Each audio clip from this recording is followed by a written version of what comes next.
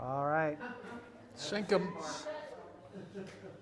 So here's what our plan is for however long we want to do this. So I'm going to read some things that happened about on the day that Dad was born, and just some general information about that. And then others will have the opportunity to come up and say things. And of course, we're going to want this guy here to tell us some things. And I think it's important for us to know and understand how our family got to America, and some things that some of you may or may not know about the family, and some clarifications on some things which I'm sure a lot of you have some questions. So I thought we'd start off first by kind of talking about what happened in 1926 and the day that Axel Wilhelm Albrektsen, which was his born name. How many people knew that? I'm sure a bunch do. Okay. So first off, we can start off by saying that he has been alive as of today for 33,799 days. Wow.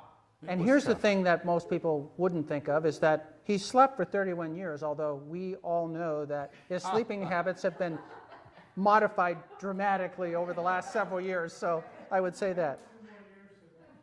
So he has 2 brothers, 2 sisters. So here's some major happenings on October 7th, 1926. The first one is that the United States and France, this is actually on the day itself, the United States and France signed an agreement which would ultimately cancel 60% of the French debt from World War I, and France agrees to repay $4 billion over the next 62 years at 1.6% interest. I'm assuming that they probably never paid that money back, and I'm sure it was all forgotten. How many people have shopped at a Safeway? On October 7th, 1926 was the founding of Safeway. And here was some of the headlines of the day. On this particular day, the American Association of University Professors called college football a moral menace. So, look where it's gone to from here. So here's some major happenings in 1926. Pontiac cars began to be made. Henry Ford established the 40-day work week. Pretty interesting. 1926, that's when he established that date. Route 66 was created from Chicago to Los Angeles. It was completed. The Kelly Blue Book was first published. The radio network called NBC was launched, 1926. The population of the United States was 115 million people. How many people know what it is today? Yeah, it's about 350 million today. And Winnie the Pooh was first published. In politics, the Prime Minister of Italy was Mussolini. The General Secretary of the Russia-Soviet Union was Joseph Stalin. Pretty interesting names. And the President of the United States was Calvin Coolidge. So famous people born in this year: Elizabeth II of Great Britain, Miles Davis, everybody knows jazz, Marilyn Monroe, Mel Brooks, Fidel Castro, Tony Bennett, Hugh Hefner. There you go, you're in good company. Half of those people are dead now. Yes, they are. And David Attenborough, by the way, is the last one I have. You and the Queen are still going strong. Yes, she is. Longest ruling monarch of Great Britain. So in sports, the St. Louis beat New York 4-3 in the World Series. Bubbling Over won the Kentucky Derby. Heavyweight champ Gene Tunney defeats Jack Dempsey in a 10-round bout. And Alabama defeats Washington 20-19 to win the Rose Bowl. In entertainment, and this is something that's important for everybody, the television had not yet been invented. As a matter of fact, the television was invented the next year by Philco Taylor Farnsworth. He was 21 years old, and of interest in that, I kind of dug a little deeper into that. He lived in a house that did not have electricity until he was 14 years old. So, interesting fact there. So, again, on the entertainment, Charles Chaplin, Buster Keaton, and Mary Pickford were the top actors. The hit songs were Because I Love You by Irving Berlin, When Day Is Done by Bud G. DeSilva, Bye Bye Blackbird by Mort Dixon, and The Desert Song by Otto Harbaugh, and Play Gypsy by Harry B. Smith. Quite honestly, I've never heard any of those, but that's people have probably heard, I'm sure. The top movies, The General, Ben-Hur, and The Black Pirate. So here's some things about the economy in 1926. So the average annual salary, $1,313. Annual salary, $1,300. The average cost of a home, $7,748. And the average cost of a car, shocking, $350. So people can relate to that. So here's some other costs of things in 1926. A gallon of gas, 23 cents. A half gallon of milk, 28 cents. 1 pound loaf of bread, 10 cents. 1 pound butter, 57 cents. A pound of coffee, 50 cents. A pound of cheese, 38 cents. A pound of bacon, 47 cents. A pound of chicken, 39 cents. Not a whole lot different now, is it? Yeah. A pound of beef rib roast, 39 cents. Cornmeal, 7 cents. This is all for a pound. A dozen eggs, 55 cents. 10 pounds of potatoes, 36 cents. And 1 can of Norwegian sardines and olive oil, which is one of our family favorites, 15 cents. And I have to end it on here that 5 pounds of lard was $1.20. So clearly lard was probably a cooking staple. It sounds a little bit higher in the rest than most. Popular toys, this is pretty much in the 20s or the mid-20s, a yo-yo. A yo-yo is a very popular, 5 cents by the way, although it ranged from 2 to 5 cents depending on what kind of yo-yo you got. A Morse code telegraph learning set was actually quite expensive, $2.90. So, bird whistlers, small little, if you can go online and look at all these things, little bird whistlers were 3 for 19 cents. I'm assuming they wore out really quick. Yeah. A pedal car, a metal pedal car at the time, $10.95, and a gyroscope, 19 cents. So kind of a little preview of what happened on there, and the caveat on that is to remember that this is the year that he was born, not that he grew up. So obviously things changed over time, but I think it's kind of interesting to know what happened, what was happening at the time. And then so some personal experiences that I can share with the family here, and that some may or may not know and one important thing that came up, or I should say things that people would know about, is we went on a father and son camping trip. And I think I was probably about 13 years old.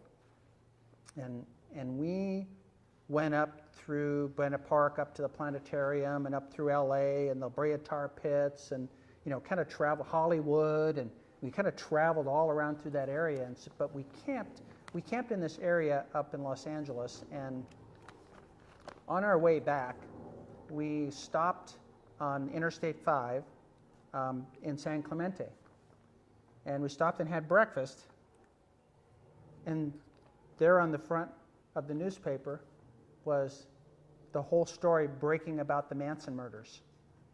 And so this was in August, this would have been probably around the 11th of August, of 1969 on there, and it's, you know, big front letters of the LA Times on there, and on there. So, but we were camping within a few miles of that area. We were right in that. You know, the murders happened at a couple places, but we were at a campground within a few miles of that on those same nights that the murders actually happened, which was actually the 9th and 10th of August of 1969. So those are, you know, fond memories from things. Yeah.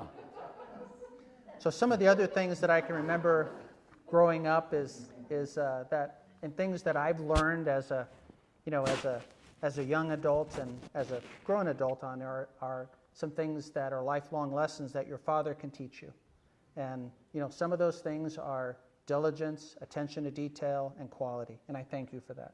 And those things are really things that have stuck with me my entire life. And also the thing that I remember the most is, you know, not being afraid to try something. You know, I've never had the fear. There's all kinds of things I've never done before. You know, but doing the research first, which you've always taught, you know, like read the book, or, you know, now you can, you know, look on YouTube, or you can, there's all kinds of different media, but it's the same lesson. You know, things change over time from, you know, as we get more into different types of technologies, there's different ways of doing it. And the early generations, it was a book. You read a book or encyclopedia, or, you know, but it was always those things that I remember, you know, do the research first, you know, think through it first, because I can always remember growing up whenever I screwed up, you know, my dad would always go, well, why'd you do that? He says, well, I didn't think that would happen. That's it. You didn't think. You know, so that was always the thing, like you didn't think on there. And so I've always remembered that on there. But you know, thinking through things, and I think those are the life lessons that you learn, especially as growing up, and something that your father can help you through, is to know and understand those things as you grow up. And you know, that's the value of, that's why you have parents, and that's why your upbringing, you know, a lot, and children oftentimes become, you know, much like their parents. Has a lot to do with that, and what you get. And it, you know, he probably thought at the time that it, you know, like, this kid's never going to learn, or like, you know, he keeps making the same mistake over and over again. Well, I try not to, you know. But I tried not to get caught the second time. That was the whole thing. So you know, some of the other things I can remember too is some of the projects, and you know, I look back now on that of, you know, we had this project where we made these speakers, and it was a, you know, engineered speaker for my stereo system, and they, you know, we made them out of particle board, and we covered them with a laminate on the outside that looked wood grained, and you know, they had a plastic port in them, and you know, I mean, they looked very professional. They sounded great. You know, when he wasn't home, I would turn my stereo up and blast that thing out there, which is partially why I probably have hearing loss now, but on there. But on a side note, on the negative side of that, so I remember Neil was in the Marine Corps at the time, and I'm in high school, and so Dad goes into my room and showing him the speaker, and takes the grill off, and what do you think he found in there? Do you remember? I don't, but... Yeah. Okay. So of course, you know what? At the time, there's like a little plastic tube that was in there, and you know, that's where I put my stash.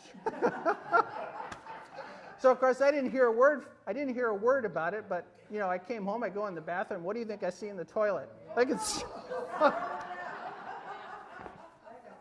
So anyway, I mean, those are all. So, but you know, growing up is, you know, it's an important part. Obviously, people know that, and again, I thank you for raising me. And I'm not afraid to try things. And you know, I think the quality part I really got from you.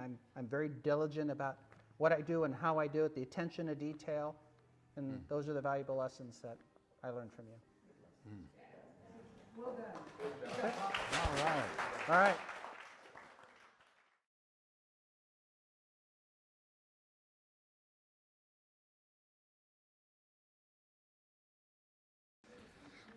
All right, it won't be as long, but you had all those good details. But I have some fond memories of, and Sandy, where's Sandy? She probably maybe not know where my fondness of eating hot dogs came from, but I love hot dogs. And one of my best memories is always going to the beach, and hot dogs were kind of pre-cooked, wrapped and everything, and they're always the crunchy skin hot dogs, and I just love them, and I have to eat them today. And she tries to say, well, there's nitrates in there and all that. I go, I got to have my hot dogs. Take everything else away, but I'll have the hot dogs. And so those memories of that have stuck with me. And the other memory that I'm really fond of is thinking the time we were able to build the boat, the Sabbath in the garage. Yeah. How fun that was. And Ed said a lot of things that were I can relate to that work ethic, the hard work, that attention to detail. I mean, so you've taught it to all of us. And, there was one thing that always stuck out and probably made me part of who I am today and was able to do the job that I did, and is probably growing up never hearing you ever talk badly about people, and people in general, and never got that feeling. Everyone they're all people, and you never really said bad things. And so I don't think anybody has ever, we've all been the same, and we don't, we don't hold, we don't hold things against people. And so part of that is probably how I was able to go and fit right in, plus the work ethic, the hard work, and not being able to, I got to go off what you said, because not being afraid to do things, to accomplish things that maybe you haven't even done. Do the research, figure it out, and do it. There's not that seed in there. And I've had plenty of friends that I always knew through the years that weren't able to do stuff, and always ask, well, how are you doing that? How did you do that? And I don't have an answer other than I've always kind of grown. I've been able to do it. I don't. Thanks. So so that whole word thing. Well, what do you want? You left me in charge of her. Anyway, so that thing, I have no doubt contributes right back to you of how you raised us. Well, And part of that also was, we were like slave labor. We were your labor force. We were your labor force, and I understood it. And then when I got older, I totally understood it. I might not have liked it back then, but I totally understood it later on. We were the workforce. You were the general on the job, and we were the workforce, and we got it done. But that helped to create, what we do, and even able to do what we didn't think we could do, and have never always been able to accomplish that. So that's it. appreciate it. Hey. Yep.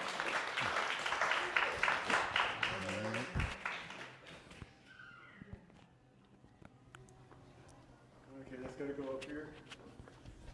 I guess you sit down because it's Okay. something.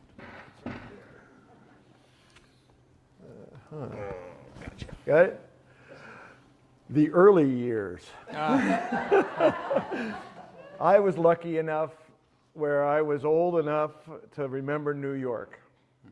I remember New York, can remember our house, the color of the cement floor in the garage. 18 Peter Lane. 18 Peter Lane, I know it today. Joanne, Steve next door, the kids, I remember them. And we got out to California, and I was lucky enough to come out as a family to California, and the best thing that we did was camped the entire way. We drove across the United States on Route 66. We went through North Dakota, Montana, all the places. So camping for us as kids was something that even today I still camp. It's one of our favorite, Randy, and my favorite things to do is go camping still today, and I am the ultimate of campers. Everything is set out, and everything is planned just like that, and just like Ed and Bill both said, Dad made us do things planning, looking at things, figuring it out, and all of us are able to build If you come to the houses, we've all been able to do our own building stuff and remodeling everything, only because we built these models as kids and learned how to build and put together and figure out and do stuff mechanically, physically, that Dad said, oh, you can do that. As far as the workforce, oh yeah, we were his workforce. I can remember Saturday chores. And when Ed talked about his little stash spot, I'm going to tell another story about a stash spot that we had harvested some from a grow spot that one of our friends had, put it into a pillowcase, stuffed it behind on Brightwood Street behind the washing machine, because you have to take that stuff out and let it dry. It has to hang, and let it dry out. And Saturday morning, we did this during the week. Saturday morning, we come out and we had a pepper tree in the backyard, and you had to sweep all the patios and everything. So Ed and I are sweeping the patios in the back and raking up all these leaves, and Dad's going, oh yeah, and take all this other stuff. And he reaches in behind the back of the washing machine and puts this thing and shakes out this whole baggie of stuff into the rest of the weeds and everything that's sitting there. And we just go, oh yeah, okay, fine. So all of that just goes. Now, flash forward, he's asking me to find stuff for his glaucoma a couple of years ago, because California is now a medical marijuana state. You think you can bring that? I'm going, okay, wait a second. On one hand, 45 years ago, 50 years, it's okay, but now, so we're switching. Times are changing. Yeah, times are changing.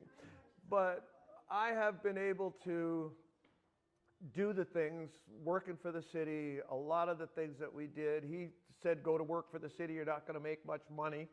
And he was right. But the benefits came out better, and it worked out well for me. And he taught all of us life lessons of being able to do things, take charge, things like that. Most of you know about the sailing that Randy and I have done. The boat that he built in the garage was just one of them. Started us on, he had the Lightning that was in the lot, in the side of the house forever, just to take us out. And now I have at least 20,000 nautical miles under my belt, sailing across the Pacific Ocean a couple of times, sailing up and down the coast of California, Mexico a few times. It's something that he instilled in us, was the adventure portion of life, and just having a good time. And right now, this is what we're having, is a good time.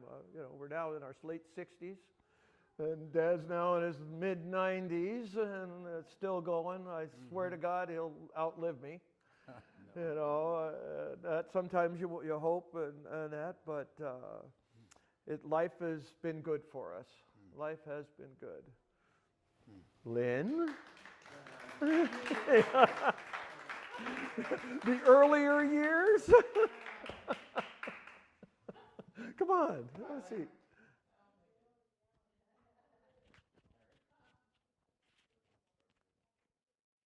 Well, actually, I'm the oldest.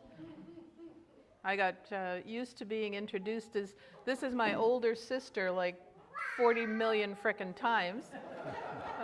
I felt really old at the end of it.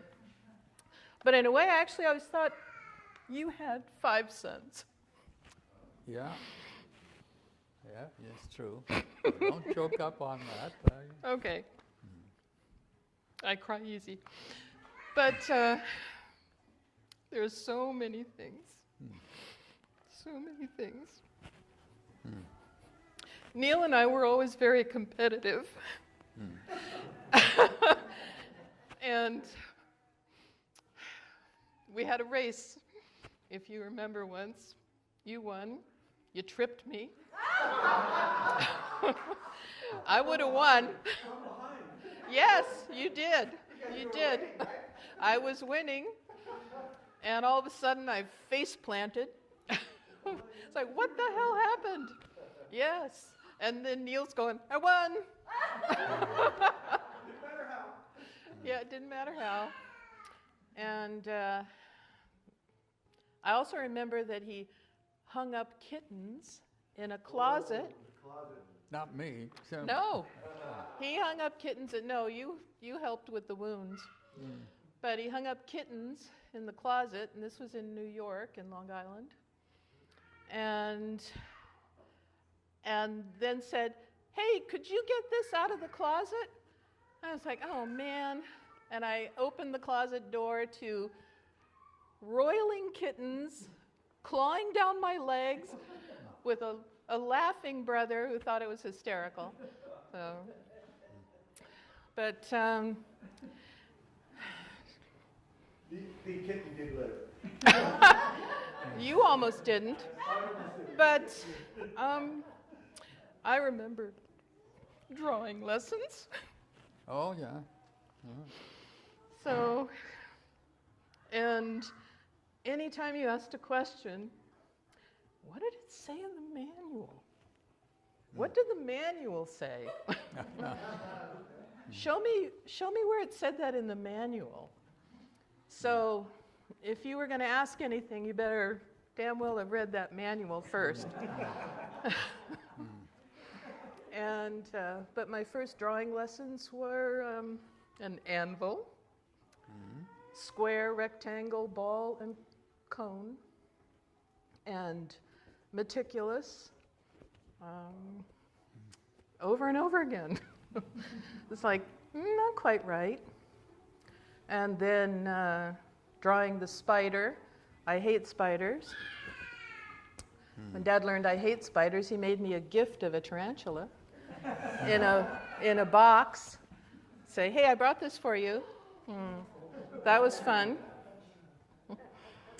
And my first motorcycle ride, rode on the back of the motorcycle. You had this red little motorcycle. Forgot to say hang on, but I took a backwards fly, but that was fun. But yeah, exciting things and don't do that. Well, I'll have you know that she is my favorite daughter.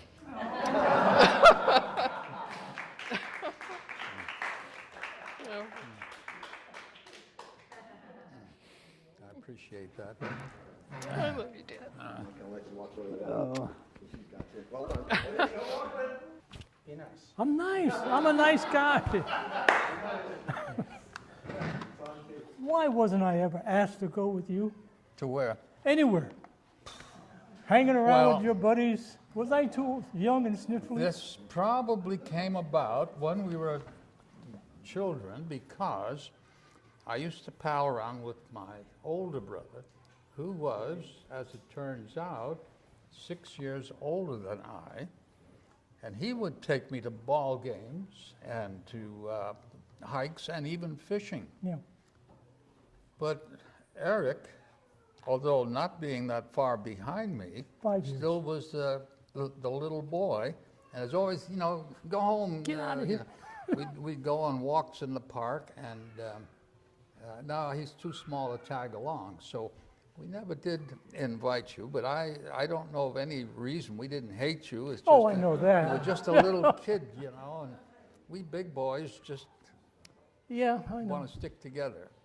So that was probably the reason. Okay. Yeah. But I have another question. This is other than growing up. Can you tell me exactly when Mom and Dad came to the country? What year? I don't think I ever questioned them myself, but I would think that it was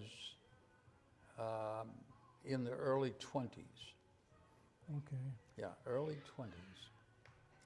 So, yeah, that would be my guess. Okay. I mean, that's something you don't ask your own mother and father. When did you come to No, this but I country? thought you may have known You always through- assumed they were here. I Yeah. have a question. Sister, was born in 1922. Who? Where was Oh, yes, yes. 1922. Yeah. So going on that, you know where she was born. She Yeah. was not born in New York City. Yeah. But that's So that my brings next you- question. That brings you to 1923, 1924. Yeah. Was she born So- in No, of Virgin course, Islands? Probably. yeah, because Carl was born in the Virgin Islands, Right. right? Was Anne also born in the Virgin? Right, she Oh, was okay. too, yeah. So they were, he But was I, of course- 21, the year of 1921, when he was born. He was born 20. Oh, 20? 20. yeah. Okay, She was born 22. okay, Yeah, all right. yeah. And when did Denmark sell the islands to the U.S.? 1918. 1917. 17? Yeah, Okay, so So you're talking 1924, 25. But it also goes back to the earlier story of the 10 pounds of potatoes for 33 cents. Yeah. In 1927, it was mentioned that you were 2 years old, and Sis was a couple of years older, Yeah. and it's 1927. Potatoes are that much, everything is so cheap, but 2 years later, what did you have? You had the Big Depression. The Big And you Depression. still couldn't afford potatoes at that price. And can you imagine what Papa and Mama and the 2 children were living under in New York? Yeah. Oh, yeah, it was difficult. I mean, Yeah. at the height of the Depression, which was really in the 30s, most of the textbooks show that the Depression was in the early 30s. And this is where people were really hurting by the lack of work. And I know that Dad had shoveled snow in New York to bring home food for the table. Even though it was so cheap, you still couldn't get it or afford it.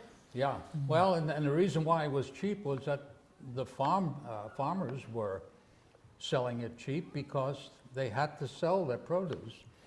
I can recall potatoes being a penny a pound. Well, it was 10 pounds for 33 cents. Yeah. So 8 pounds is 3 cents.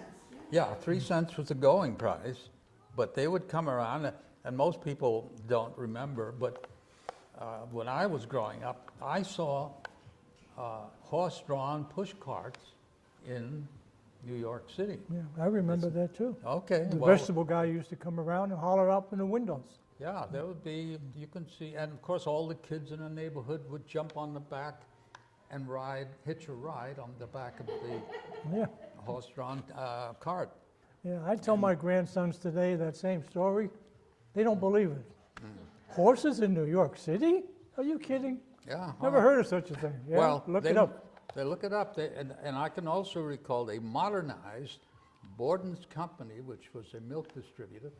Their horse-drawn cart had rubber tires, and the horse had rubber Horseshoes. shoes on his feet, so that So in they the didn't make early noise. morning, Yeah. you could hardly hear the horse. It would be just a dull thumping as he clopped along. But the other horses all had these metal shoes, which clattered onto the streets, and you can hear them for a long way off. So yeah, growing up in the city at that time in the late 20s, and that's when I became cognizant of what was going on in the world. When I started to turn 6, 7, 8, 9 years old, I have some remembrance of that, and you can recall the city, and I can recall even things like, all the bus fumes. And I said, boy, this is going to be a problem. You can't keep having, most of the public transportation was buses, and the exhaust from them was just, choking. So pollution started way back then, and perhaps even long before then. So, yeah, it's lots of remembrances. And going back to what Eddie was saying about the events that were happening, he mentioned that Jack Dempsey was defeated by Gene Tooney. Now, that was true, but that was also the big scandal of that day. Was what saved them was this famous long count. Only people who grew up in that area or era knew about the so-called long count. Jack Dempsey actually knocked Tooney down, essentially almost knocking him out earlier in the fight. But for some reason or other, the referee started his count and then halfway through it stopped. For whatever reason, you'd have to look it up. Yeah, I'm sure you can look up in statistical things, long count and maybe Tooney Dempsey or something like that, and read why he stopped counting for at least 3 or 4 or 5 seconds. And then from which Tooney recovered and went on to win the fight. But the long count was the scandal of the day, because everybody was watching that big event. And of course, Jack Dempsey, known as the Manassa Mauler, he was from, I think, Manassa, Michigan, and he was a vicious fighter. I don't think people today would stand for the beating that he gave Jess Willard. Jess Willard was a fighter, and this we're talking about in the days when they stood up in the middle of the ring, Pounded each toe to other. toe, and just hammered at each other. And Jess Willard towered over Jack Dempsey by at least a foot. He was a big guy. And this fight was famously broadcast, and he fought toe-to-toe with Dempsey. In those days, they fought almost till somebody was carried out, 15 rounds, 20 rounds, whatever it took. But Willard, being a tough guy, stayed up. But Dempsey hammered him such that he broke his jaw and at least 3 ribs and gave him internal injuries that the guy never fought again afterward.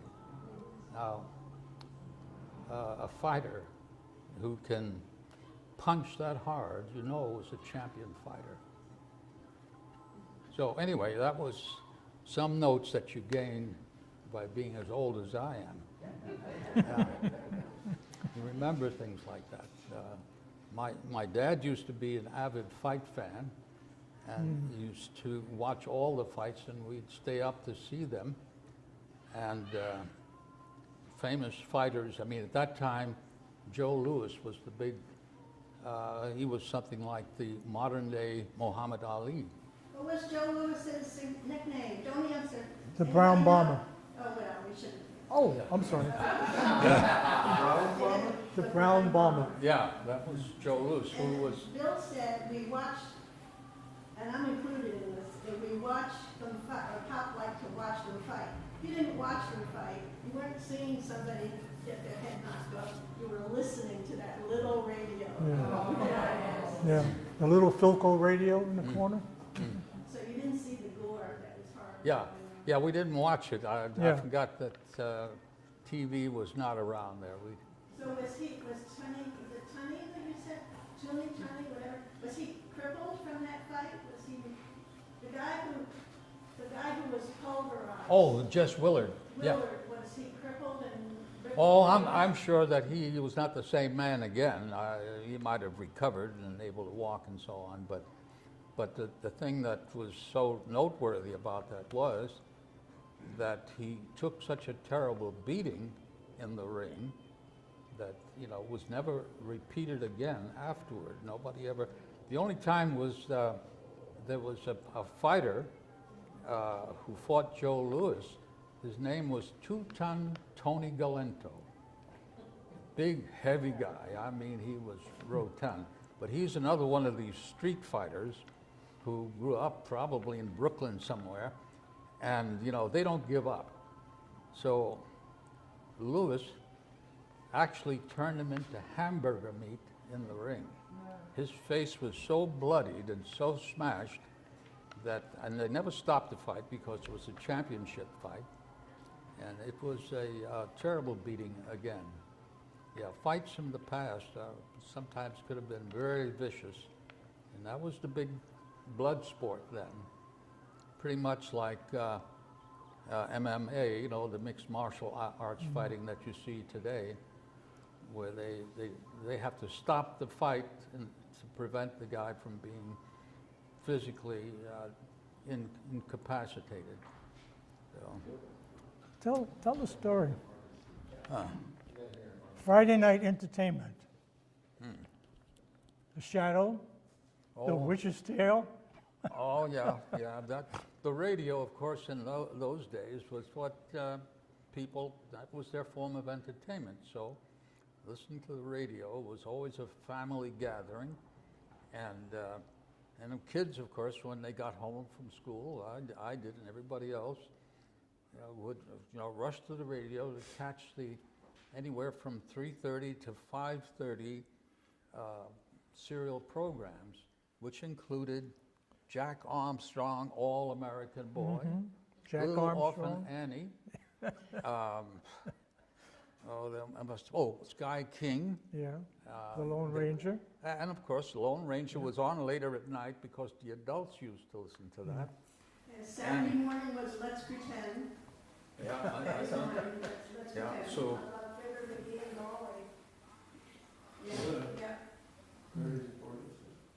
Yeah. But anyway, radio was our form of entertainment, and everybody had them. And I remember the earliest of radios in those days were 3-dial tuning. You had to, when you tuned it, and of course there were headsets you plugged in. This is truth. They didn't have speakers that came out later, but you would have sets that you'd plug in and put them into your ears, and there were 3 dials on the front of the radio, and you would tune for the weakest. Oh, I hear something, and then you go to the next one. It's getting stronger, and then you go to the next one. It's strong enough, and now you can hear it. And some of the early radios was Kenworth, and I'm sure that if you look on their old equipment listings, you'll see Kenworth radios, and they were the radios of the day. Philco and Admiral and many others were the popular radios, all made in the U.S. How about RCA. And RCA Victor, Yeah. from which you heard of things like, well, what's a Victrola? Well, that was a phonograph player made by Victor Radio. It was called the Victrola, and the old records were shellac records. They were 10-inch records. It's not at all flexible like the vinyls today. They were hard. If you dropped them, they broke like a piece of glass. So that was and everybody had stacks of those things. They were very heavy, and you can easily, when you picked them up, they would slip out, and a whole bunch would crash to the floor, breaking, of course. And you had to be very careful with them. And of course, they were noisy as hell. The needle that was used, it was a sharp needle-like probe that went into it, and of course, every time you played it, actually wore out your record, because you would wear in the groove, and after a while, you just wear that out. There was nothing left except hiss, and That's where that expression came from. You're in the groove. Well, yeah, Yeah, in the remember groove that? was a Yeah. popular saying because there were grooves in. That's like saying, oh, it's cool, but then Yeah. you say, hey, you're in the groove. Yeah. So I know that you probably have an agenda there, but I was wondering, what I'm very interested in hearing is that, you were in New York, and that was before my time, for sure, when you looked at New York, but then when you moved to California, you moved to California here, San Diego, no job, no nothing, okay? And I'd like you to walk through that with us. Well, I was working in New York at a job that I liked, really, for Pan American Airways, and I was a radio tech for them. And but one of the problems that I had, and we talked about allergies here before, was that both Lynn and myself suffered really from the pollen that was abundant there, especially in the spring in Long Island, and we can't go through another summer like this again. It was total stuffiness the whole summer, and it was agonizing. So, all right, we started to think, and I think there was something about the job that either we were going to move, or, well, of course, traveling those days, I mean, I lived first, when I first started to work for Pan American, I lived in New Jersey, and that was a commute that was almost an hour and a half every day, and longer on bad weather days. But then we moved to Long Island in Levittown, and that was still a long drive, and we used to carpool it, and by the time you picked up all your people that you were carpooling with, you were on the road for at least 2 hours. That was a grueling sort of thing every day, and Long Island traffic is something like California traffic. It was really heavy-duty stuff. So, all right, a friend of mine at Pan Am, he said he was going to California to work. And, well, what's the job opportunities like that? He said, well, it's not bad. You can, you know, there are lots of places that are tooling up and building planes that were becoming used all over. And yeah, there's opportunities. So I said, well, that sounds good. Well, anyway, it's at some point in there, I just got up the courage, well, okay, let's move. Let's sell the house and we'll move. And I didn't have any job prospect. I didn't know of anyone or any writing. I said, well, we'll just wing it and see what happens. So we packed up our Nash Rambler with all the camping gear and decided we're going to go to California. Here we come. And we made that trip. It took us roughly 10 days, I think it was. I forget exactly, but we stopped in many places. And the first third of our trip, all we can see was corn. Corn growing everywhere from Nebraska and Ohio. It was that time of the year. It was in midsummer, and the corn was as high as an elephant's eye. It was growing all over. Then finally we got out into hilly country, the Badlands, and then further and further, and we finally wound up in our camping grounds there in Wyoming and Yellowstone, many places like that. We had lots of fun. It was really enjoyable and lots of experiences until finally we got to California. I kind of lucked out because of my experience with at Pan Am, and I did some writing for our communications manual. When I got to California, I was able to get a job with General Dynamics, who at that time was just starting to build a jet plane, and I forget the name of the plane now. It's I used to remember it, but I can't now. But it was and the thing is, they didn't have anybody who had the communications experience. It is what was on the airplanes, and they, General Dynamics had to produce a manual with this airplane. When they sold it to the various airlines, it came complete with manuals on how to operate it. And I'm sure this was true for all the components of the airplane, the engines, the fuselage, all the things that had to be maintained on the airplane needed an operating manual with it. So I was hired the same day I applied, and I worked with them for more than a year until I decided then that I didn't particularly like sitting at a desk all day, just with a typewriter pounding out this stuff. It bothered me that I just couldn't get up. Every now and again, I would go down into the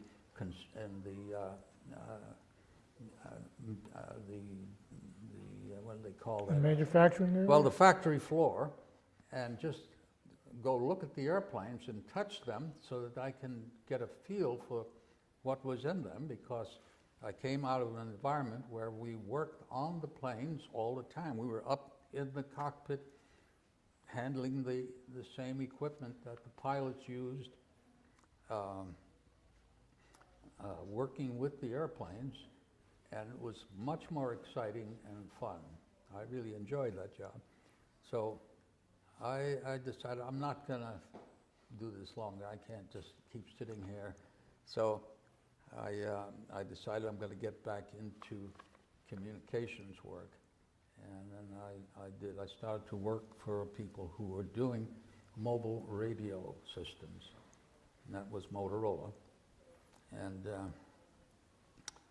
from then on, it was once I started working for Motorola, I got enough experience with them.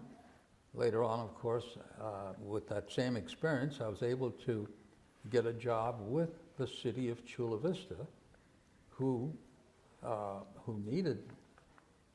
was starting to use their own techs. The city of Chula Vista was getting larger and larger, and they were actually contracting with Motorola, the people that I worked for the techs to come out and work on their mobile equipment. So whenever the police vehicles or their comm systems went down, they would call Motorola, and they'd send a tech out, but they said they needed their own people. So when they put an ad out there, I answered it, and sure enough, yeah, we'll take you. I had all the stuff, the experience, the licensing required to do that, and so I started working for City of Chula Vista, and I worked for them for 17 years after that, and retired from there. And it was another job that I liked. So throughout my life, I worked at jobs that I mostly liked, which made working easy when you like your job. But anyway, so that was the story of coming to California. Barbara, would you like to drop down? Alan wants to put a cap on that. Ask the, I saw his hand go up. You want to what? Alan, did you want to say? Well, I have other questions. Yeah. You can ask. Yeah, go ahead. So, can you talk to us about when you were in the service? Oh, well, when I was in the service, yeah, that was interesting, of course. I got into the service rather late in the war. It was 1944, and actually my first day in the service was in early January of 44, and went down to Camp Croft in South Carolina, and went through basic training there. It was something like 4 months or something like that. And they said, okay, it's time to go home. It's a furlough time. And they let you go home. He says, you'll go for advanced training when you get back, because this was basic training. And the hard stuff was coming. So I went home, and of course enjoyed a month home. And then I went back, and the next thing you know, we're on a train going to Fort Ord in California to be deployed overseas. Wait, what happened to advanced training? Well, don't worry about that. Well, by You'll this get it on time- the battlefield. Yeah. This time it was the Battle of the Bulge was raging, and the invasion of Europe had already started, and they were halfway through that until they got to some of the difficult stuff. But I never went that direction. They had other plans, and the plans were that we were going to go to, and I did wind up on Okinawa. Excuse me, didn't you go to jump school for the paratroopers? Well, that came later. Yeah. Yeah. So that came later. I went to Okinawa, and they were just winding down the operations there. The Japanese forces had been pretty much defeated. There was still a lot of ragtail stuff going on in the hills, but that was a pretty much wound-on operation. And I was there for no more than maybe 2 weeks. And the next thing we heard coming over the speaker in the campground was they had dropped some kind of a bomb on Japan. We didn't know what it was. Nobody knew what atomic bombs were. But yeah, it was a big bomb, and it seemed to do a lot of damage. And then we heard a few days later that they dropped the second bomb. And then, of course, the next thing we heard was that Japan surrendered. And so, for us, the war was over. But it came at a great price. Actually, we read later on that we were to take advanced training there in Okinawa for the invasion of Japan. Battalions of troops were on the ships, pretty much like that you saw in the invasion of Europe. Huge armadas. I mean, on the troop transport that I went overseas on, we started out from Fort Ord, and by the time we got past Puget Sound out into the Pacific, we already joined with another troop ship. And almost every morning we'd get up and we'd see 2 or 3 more. These were Navy-supplied troop ships. They would carry 5,000 men on a Navy troop ship. And so every morning there'd be 1 or 2 more, and of course they would, by the time we got halfway across the Pacific, we were accompanied by a convoy because there were still submarines out there. And of course we had to practice all the darkened ships at night and keep the noise down. But it was an interesting voyage across the Pacific. Pretty calm. There was a minimum of seasickness. I got seasick the first week or so, but after that I was able to keep food down. But most people were not seasick, not like the Atlantic. It was pretty calm. But it was interesting. We stopped at places like Anahuac, where we get some R&R to get off the ship, because it was 30 days. You talk about long voyages, 30 days on this convoy, because we were doing a lot of zigzagging across there and picking up other troop ships and convoys. So we finally landed there in Okinawa Bay, and the place was covered with Navy ships. The Navy took a pounding there, our Navy, from kamikaze planes, and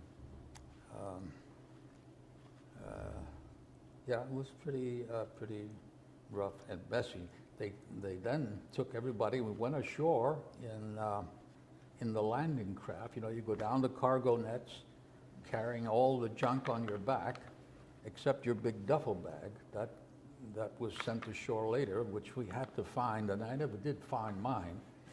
So, yeah, they just take the stuff and dump it, and you've got to go through each bag looking for your name on it.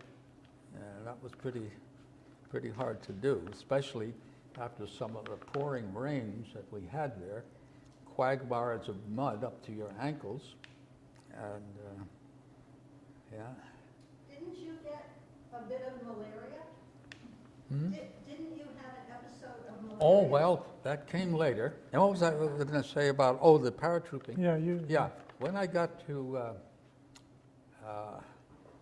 when we finally got to Japan, we never did have to invade it as such as troops, but we did go in as occupation forces. And they offloaded it at various places. And we then went to our permanent camps, and I was camped at, or stationed at Sendai, and I was stationed in a former Japanese munitions plant, a place where they made various munitions, I don't know, bullets, hand grenades, whatever, because the barracks that we had were the former workrooms.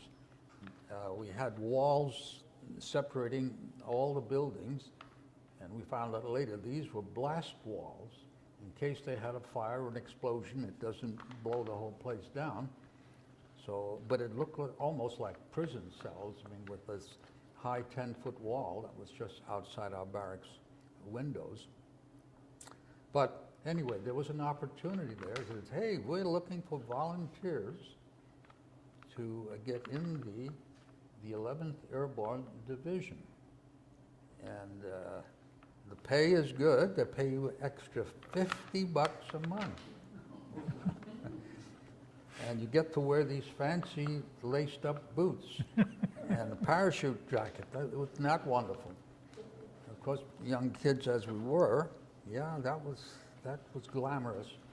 Yeah, we're going to do it. So a bunch of us volunteered, and we went to a campsite outside of town where they had this parachute training school. And we did all the same stuff they did at Paris Island and many of the others.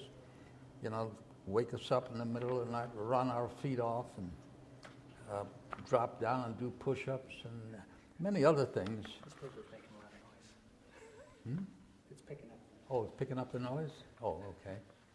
Yeah. So anyway, the parachute training was good. It was grueling and it was tough, but we enjoyed it. And we did get to wear the boots, and we got $50 a month. So, and all I you had to remember do when you was- came home on leave with your fancy boots. Oh, yeah, yeah. I fell in love with them. Yeah, so, yeah, they were the thing. We used to polish, to get that glass polish on it, we used to take a can of shoe polish, like this kiwi stuff, and light it. And it had a little flame that came out because there was an oil in there, and a smoke. The smoke that came out was laden with the coloring and the oils of the polish, and we just rotate our boots in that, and it coated the outside, and then we polished them, and those boots shone like glass. So that was part of the glamour. You know, young guys just love that glamour. And so... What about the malaria? The what? The malaria. Oh, malaria. Well, malaria was not common in Japan. Of course, it came from mosquitoes, and it was very common in the islands. But on my way out of Japan, when I got to leave, I went down to what they call the replacement depot. That's where people coming in are barracked and people going out are barracks, and they more or less use the same ship, I guess, to come and go. But there were mosquitoes in Tokyo at that time. And, you know, they told us about that, but I didn't have any mosquito netting, so you just slap them away. And I knew, you know, they were biting, but, you know, hey, mosquitoes is mosquito, you know, not going to kill you. But it wasn't till about a week after, on the ship, going back to Victory Marshall is what they call that ship. It was a one of the Kaiser made troop ships, a much smaller one. It didn't have 5,000 troops on it, but there were really a bunch on it. And I started to get sick.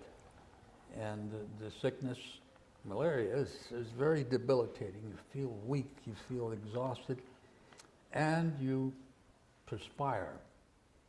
You have a high temperature, and I was drenched when I slept that night.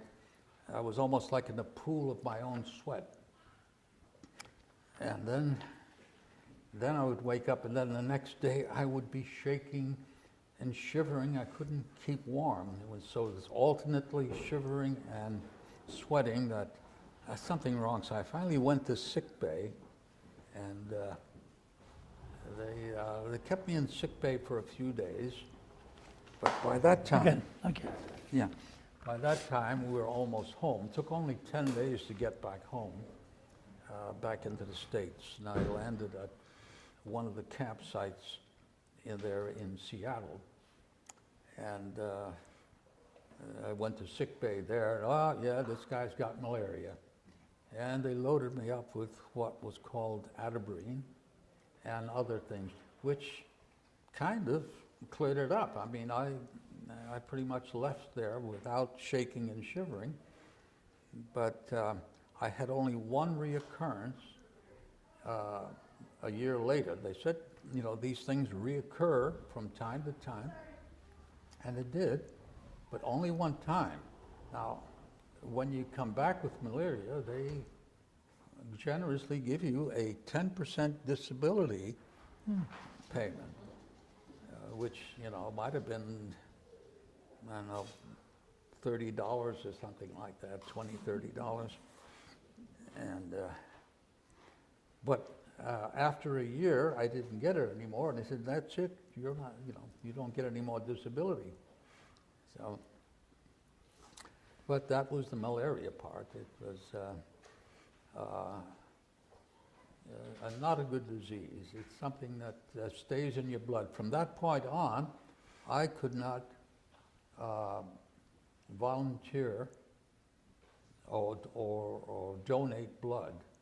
The moment that if you've had malaria, that stays in your blood system, and you're not allowed to give transfusions. So.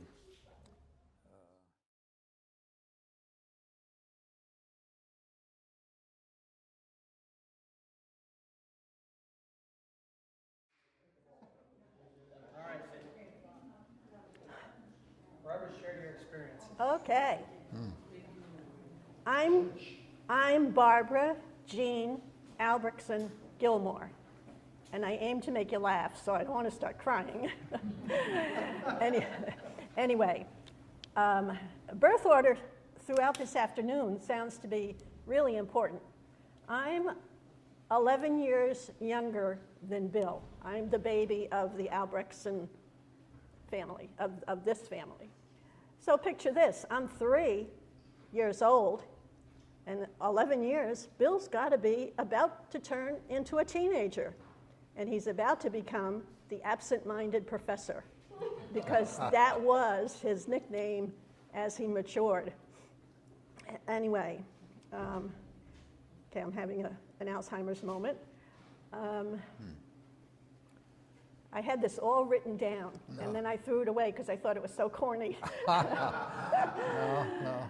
So, okay, so he's 14, and I'm 3, and then time marches on, and I get to be around 13 years old probably, and I'm kind of a whiny kid, and I can remember saying to Mom, we never go anyplace. So one summer, she got pretty tired of hearing me say, we never go anyplace. And she fixed me. She packed my wagon, and she sent me to an island, but it wasn't a tropical island. It was Long Island. It was Levittown, Long Island. It was to Bill.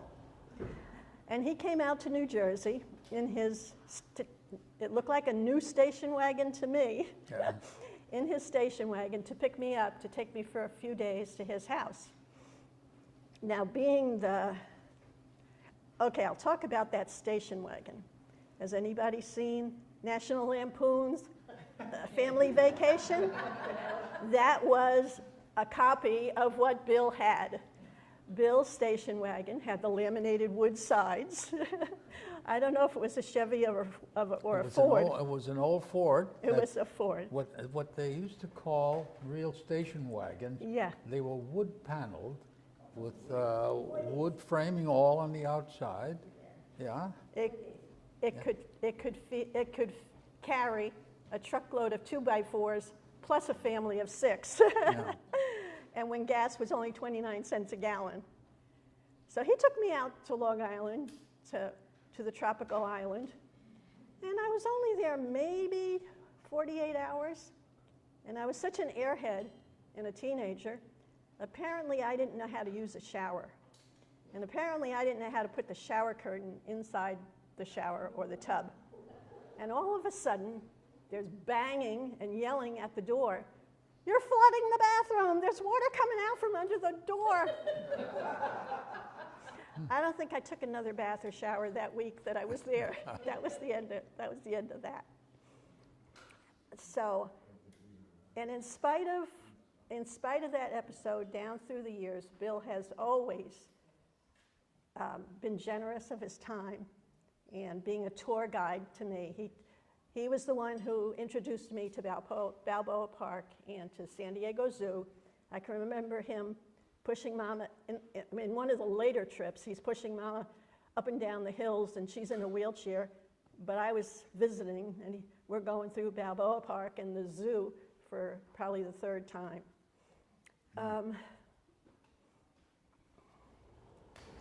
So anyway, okay, one of those. The other things about meeting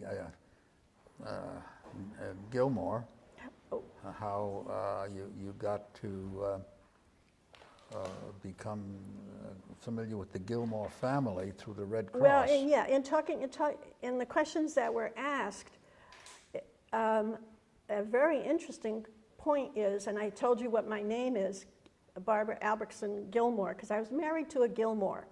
And Mrs. Gilmore was a certified social worker. And every time Mom had to go in Patterson to the big Red Cross, you link up with a particular social worker. And she always met with Mrs. Gilmore. And when Benny died, she went to the Red Cross, and she got Benny back with the hard work of Eleanor Gilmore. When Eric went in the Army and he became the sole head money provider, she went to Mrs. Gilmore. And in like the movie where they only have one son left, Mrs. Gilmore got Eric discharged as sole provider for the family. And when Bill got his malaria, she went to Mrs. Gilmore. And she got him discharged because of his malaria and our family situation. I went to Catholic high school, and I was not allowed to date until I finished high school. Anyway, so I'm already a nurse, and I'm working in a big hospital, but I used to go into a luncheonette to eat. And I was working the evening shift. And I went in and I ordered a sandwich in the luncheonette, and there was a very handsome guy there. And his name was Duncan Gilmore. So he got to be friends with, talking to me. And before you know it, he's asking me to go out on a date. And I go home, I say, oh yeah. So I go home to Mom, and I say, I'm going out with Duncan Gilmore. Oh my God, you think I was going home with Jesus Christ? And also, this is wicked important, because my mother didn't really like people. But she knew Mrs. Gilmore, and he's got to be a good kid. So then Duncan goes home and tells his mother he's going out with Barbara Gilmore. Oh, I know her her mother. I brought home her dead brother. I brought home a brother with malaria. So that was the beginning of my life. And I started to say in between, and I lost the thought, down through the years, Bill has always opened his heart and his home to me in spite of flooding his bathroom. and introduced me to Balboa Park and things that came up about the adventures. I'm probably the only woman in this room who's been on an ultralight flight.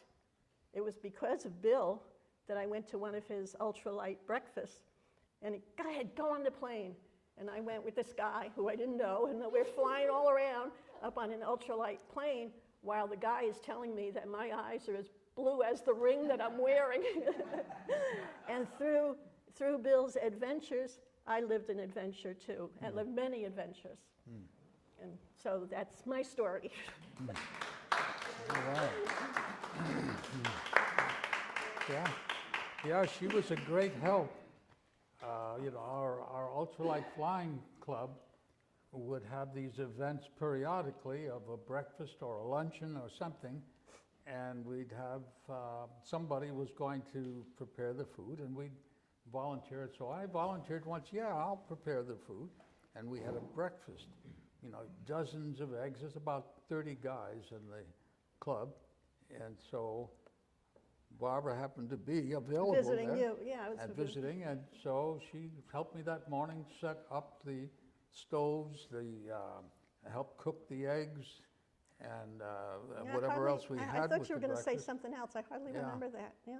Yeah. Okay. So she was a big help out there, and of course, got to meet all the flyers, and there's only a few ultralights that can carry 2 people. Most of them are single-seaters. That's the requirement. The 2-seaters are only for training purposes, but this fellow had one, and so he said he would take her up. And she was pretty, most women don't want to go up in them because they look so flimsy that they're scary. Huh? They're lawnmowers with wings, right? Yeah. So, yeah, but she jumped in, yeah, let's go, and off she went. So, yeah, it was an interesting day. I appreciate that. One you don't forget, yeah. Yeah. All right, I don't. So we can just do some general questions that people have at this point here, and then we're going to let you go ape shit on us, and you can say whatever you want to do. So. Ape shit, huh?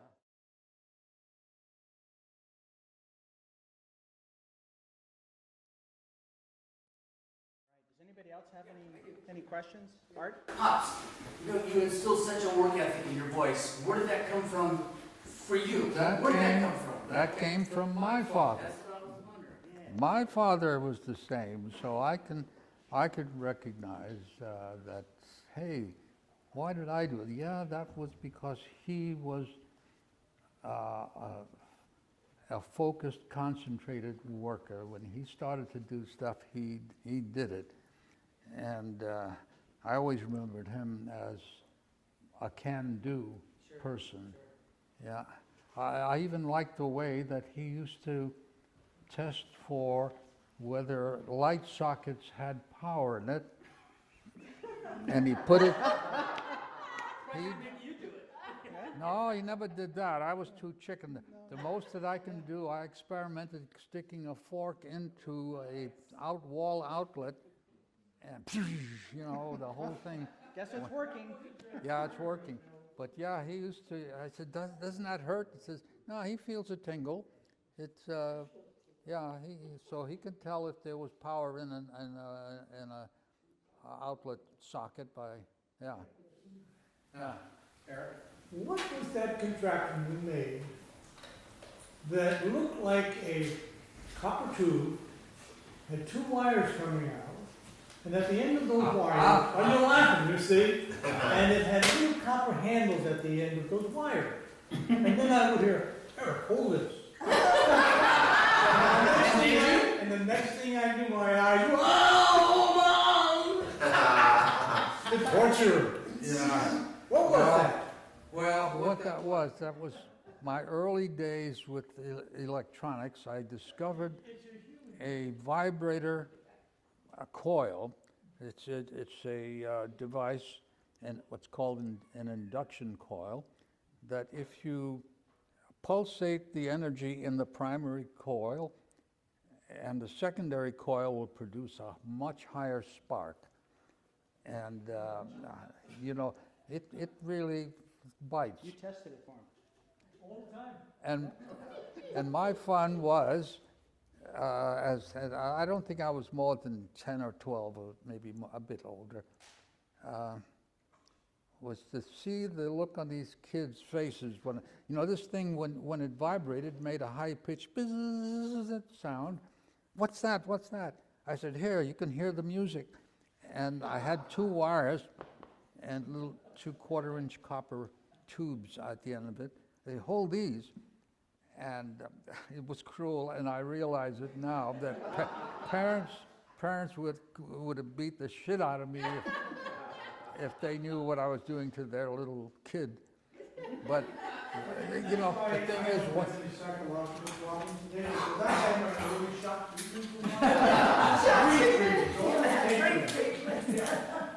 Yeah, I truly, I think about that from time to time. And I kind of think of it differently. I think you screwed up because you trusted him.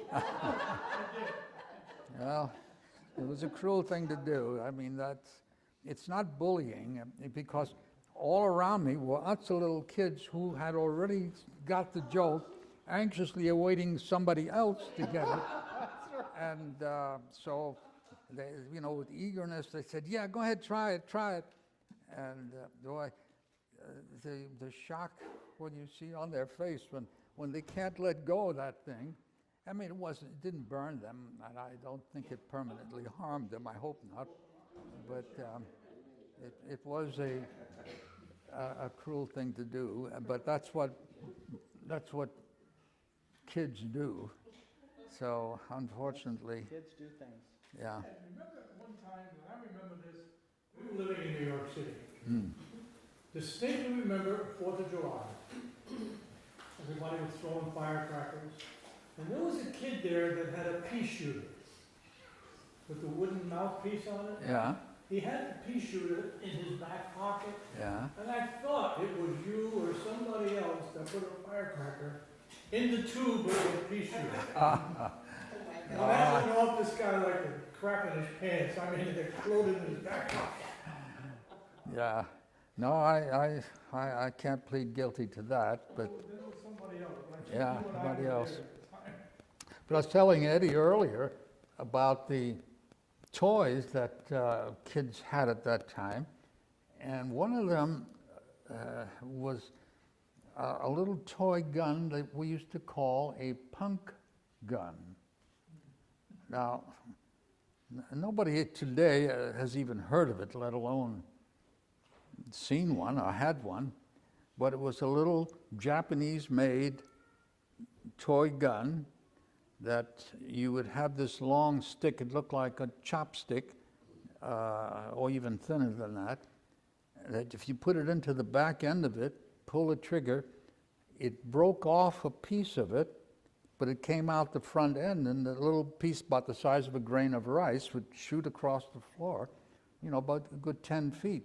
And you can click, click, click, click, and we shoot these things at each other. It's another one of those toys you can buy for 10 cents, and that's one of the playthings. But the other plaything before that, that the kids may remember, was the card gun. Now, it's made of wood, and we usually used to get orange crates that had a dovetail joint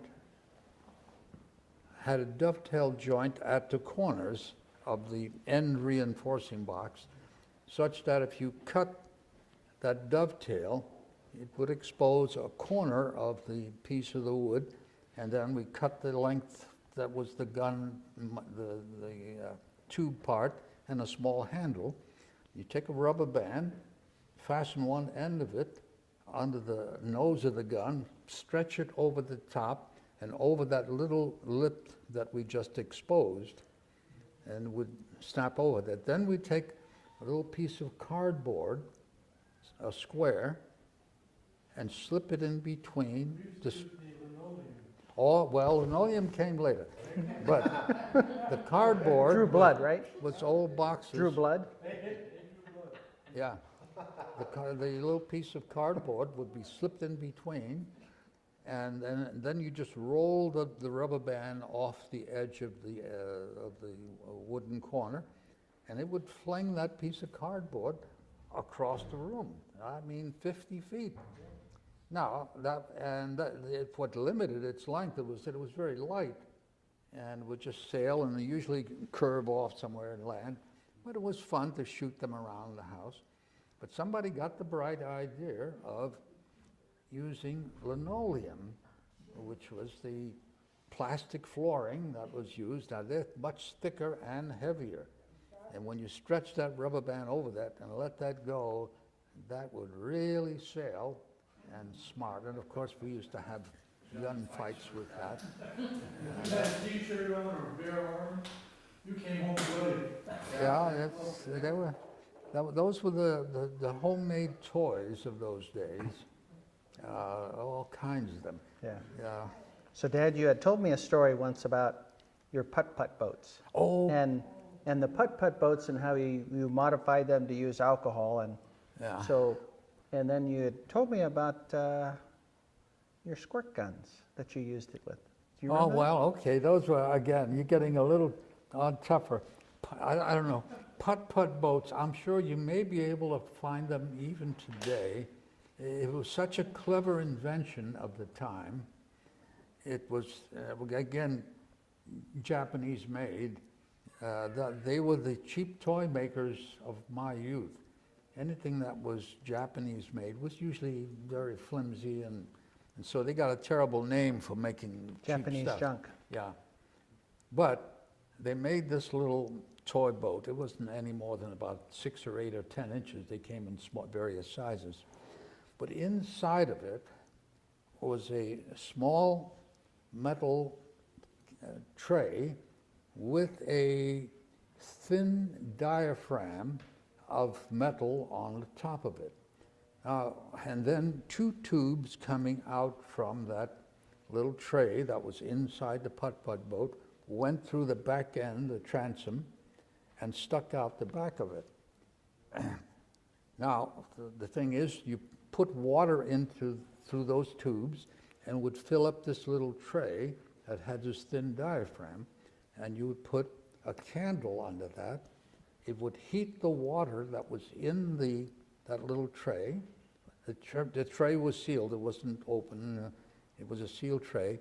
And as the water heated, it expanded or produced a little steam that forced that diaphragm to pop out. This was the putt part of it.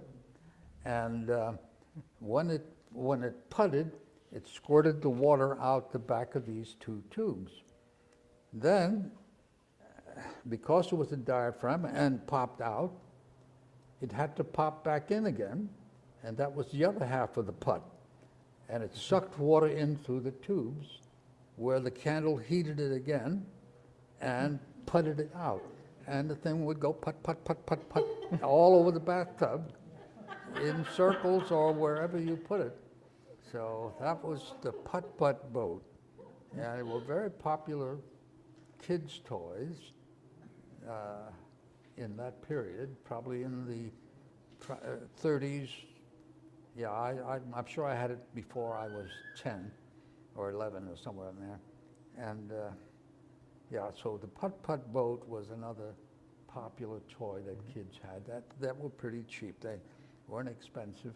And of course, if you said, well, if a candle would do this, I put a little tray with a cotton wad of alcohol, which burned. When you lit rubbing alcohol, it had a little blue flame that came out of it, and that would cause the same thing, only it would go faster because that flame was hotter. And so they were a lot more fun. But that was Putt-Putt boats. Did you do anything else with that alcohol? Well, you know, kids being kids, everybody had water guns in those early days filled with water. Hey, why not put alcohol in there? light it, and you would have a flamethrower. You would have a flamethrower. A flamethrower. So this was pretty risky business now. Yeah. Yes. They put See what- kids in jail nowadays for doing that. Yeah. You remember the making of the little lead soldiers? Yeah. You used to melt the lead in the kitchen stove. Yeah. Oh yeah. Yeah. That was, the kids today can't even go near lead, but we loved lead. We'd take apart old batteries, anything that had lead in it, we would knock it apart and melt it down on the stove. So we had a little pot full of lead using mom's frying pans or whatever. We'd melt down lead, and then, once you had a lead soldier, which were very popular, very common toys back in the 20s and 30s. So get one of them, and you can use that as the dye. Using plaster of Paris molds, you can make and duplicate more soldiers. And I used to make dozens of them, put them on little paper forts, and but that was it. Our lead soldiers that were probably dead. Why I can't remember so many things these days, because of lead poisoning. Nobody ever told us that you can't handle lead. Lead was so common. But the other thing was mercury. We also played with mercury quite a bit. And, you put it in your hands and see it dance around. And You used to coat the coins with them? yeah, mercury, if you... Mercury, rub it in your hand? Yeah. Mercury, rub it in your hand. Yeah, but if you rubbed it on a coin, especially a copper coin, it would coat that coin and make it look silver. So that was some of the... Where did you get mercury? Mercury, you can take apart. There are lots of instruments, thermometers, things like that. And sometimes you would find it. I don't know where. Kids are always digging for things in people's trash and what have you. We would find all kinds of things. I remember once finding in the apartment building we were living in, somebody threw out a bunch of old canceled checks. And they were just sitting there, oh, look at this, Well, they weren't real money. I mean, it was canceled checks. But I'm sure they didn't appreciate that we took these checks and they were blown all over the street and in the apartment. And yeah, that was kind of fun to play with. It looked like play money. But no, that's not broadcasting family business. In those days, we didn't have cell phones and computers, so we had to do something. Be creative.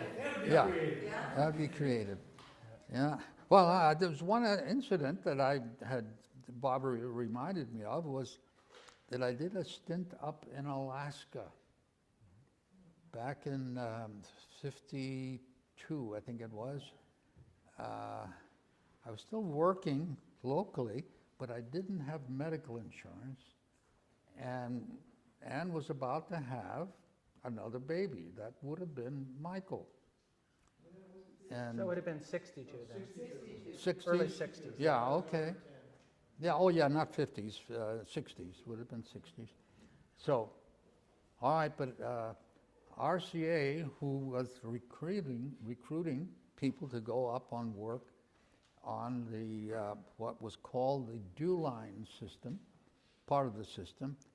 The particular project was the White Alice project. White Alice stood for a system of communication links all around Alaska and Thule, which usually worked in conjunction with an Air Force site. The Air Force had radar at those sites, big radomes, that was 100 feet high, and in it was a big scanning radar antenna. Now these guys, if they spotted something, coming over the horizon from Russia, which was just over the horizon in Alaska. They needed to tell NORAD where, hey, something's coming your way, and they needed a telephone system that would work. So they used a well-known communications technology called troposcat. Troposcat was the name of a technology that if you take enough radio energy and shoot it up into the sky, most of it's going to go right on through and head to Mars, the moon, to outer space, but a small portion of it is going to hit the ionosphere, or actually the troposphere, which is a layer of ionized air that goes around the Earth. It's still there today, it's still in effect, but it was a large part of the communications systems of early years, back in when they first discovered radio. The ionosphere was used for long distance communications, New York to London. They figured that if they sent out the radio waves, they would bounce off of the ionosphere, bounce back down to Earth, back up again, and like a tunnel, the signal would bounce back and forth, and you could hear it in faraway places, albeit it sometimes faded and it was crackly and noisy, but still you can hear it. The difference between the troposphere was that it was a steady cloud that stayed there, and if you shoot enough energy into it, the signal that comes back down again 100 miles away was strong and solid. And so they built a series. There was something like 50 or more of these troposcat sites all over Alaska and heading back down in towards the States, where they were picked up at Ketchikan and put onto telephone lines and then sent by telephone line, which of course was solid. But the important thing was that the Air Force operator can pick up that phone and say, hey, there's something coming. And they would have their telephone procedures on how to report this. And all we were to do was to provide the communications link. And that's what we did up there. I went up there and took some training on how to maintain these equipment. There were powerful pieces of transmitting equipment. And the radio transmitters were 10,000 watts.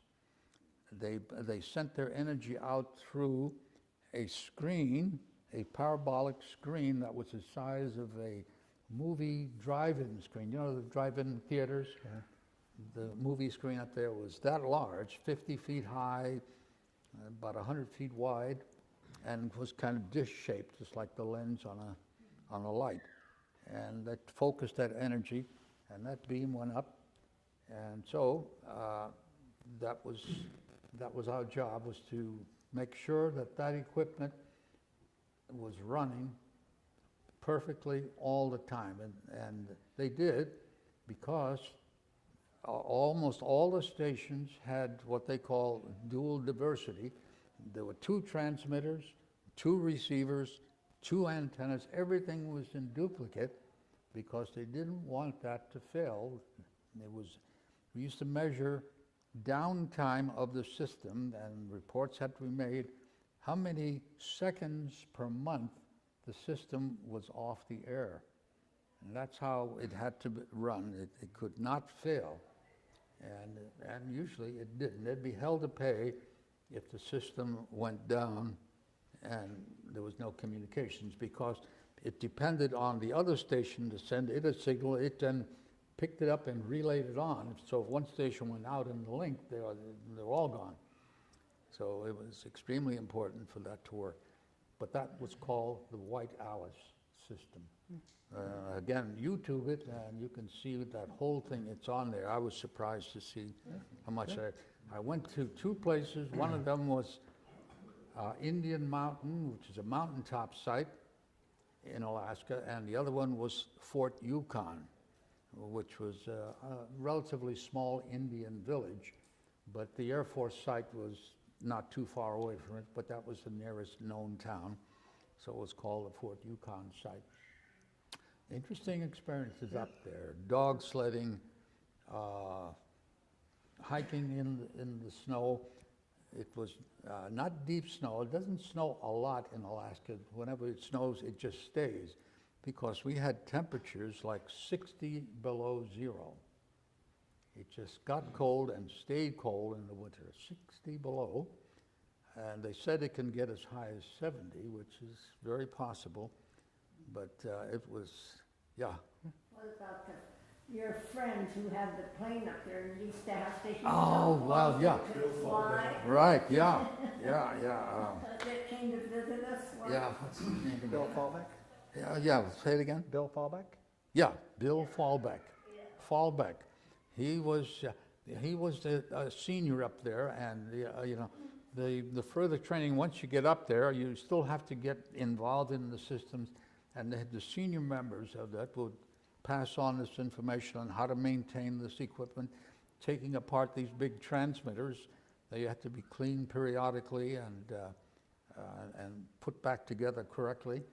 So, but Bill Fallback was one of those guys, and he had a small airplane up there. It was Silver Luscombe was the name of it. And he says, come on, let's go for a ride. And he would take anybody who would want to go. There was a small two-seater, you know, you packed yourself in there, very tight, and he would just fly all over the place with it. Very interesting sights that you can see. I spotted wolves down on the ground. We used to go to a small resort about 50 miles away called Circle City. And yeah, I've got some interesting videos I made of that at the time. So, but that was Bill Fallback. Now, that fellow was an interesting fellow. He was a Swede who immigrated to the States, and he was a machinist from Rockford, Illinois, and he decided to go on this White Alice trip because of the adventure and the money and so on. So, but one of the things was he liked to drink beer. And whenever he came to visit me in San Diego, he was always sure to bring a 12-pack or more. And in less than 2 hours after the visit, that 12-pack was gone. I would have one or two, but he would swill those things down one after the other. That's a serious drinker. Yeah, he was, and all the boys met him.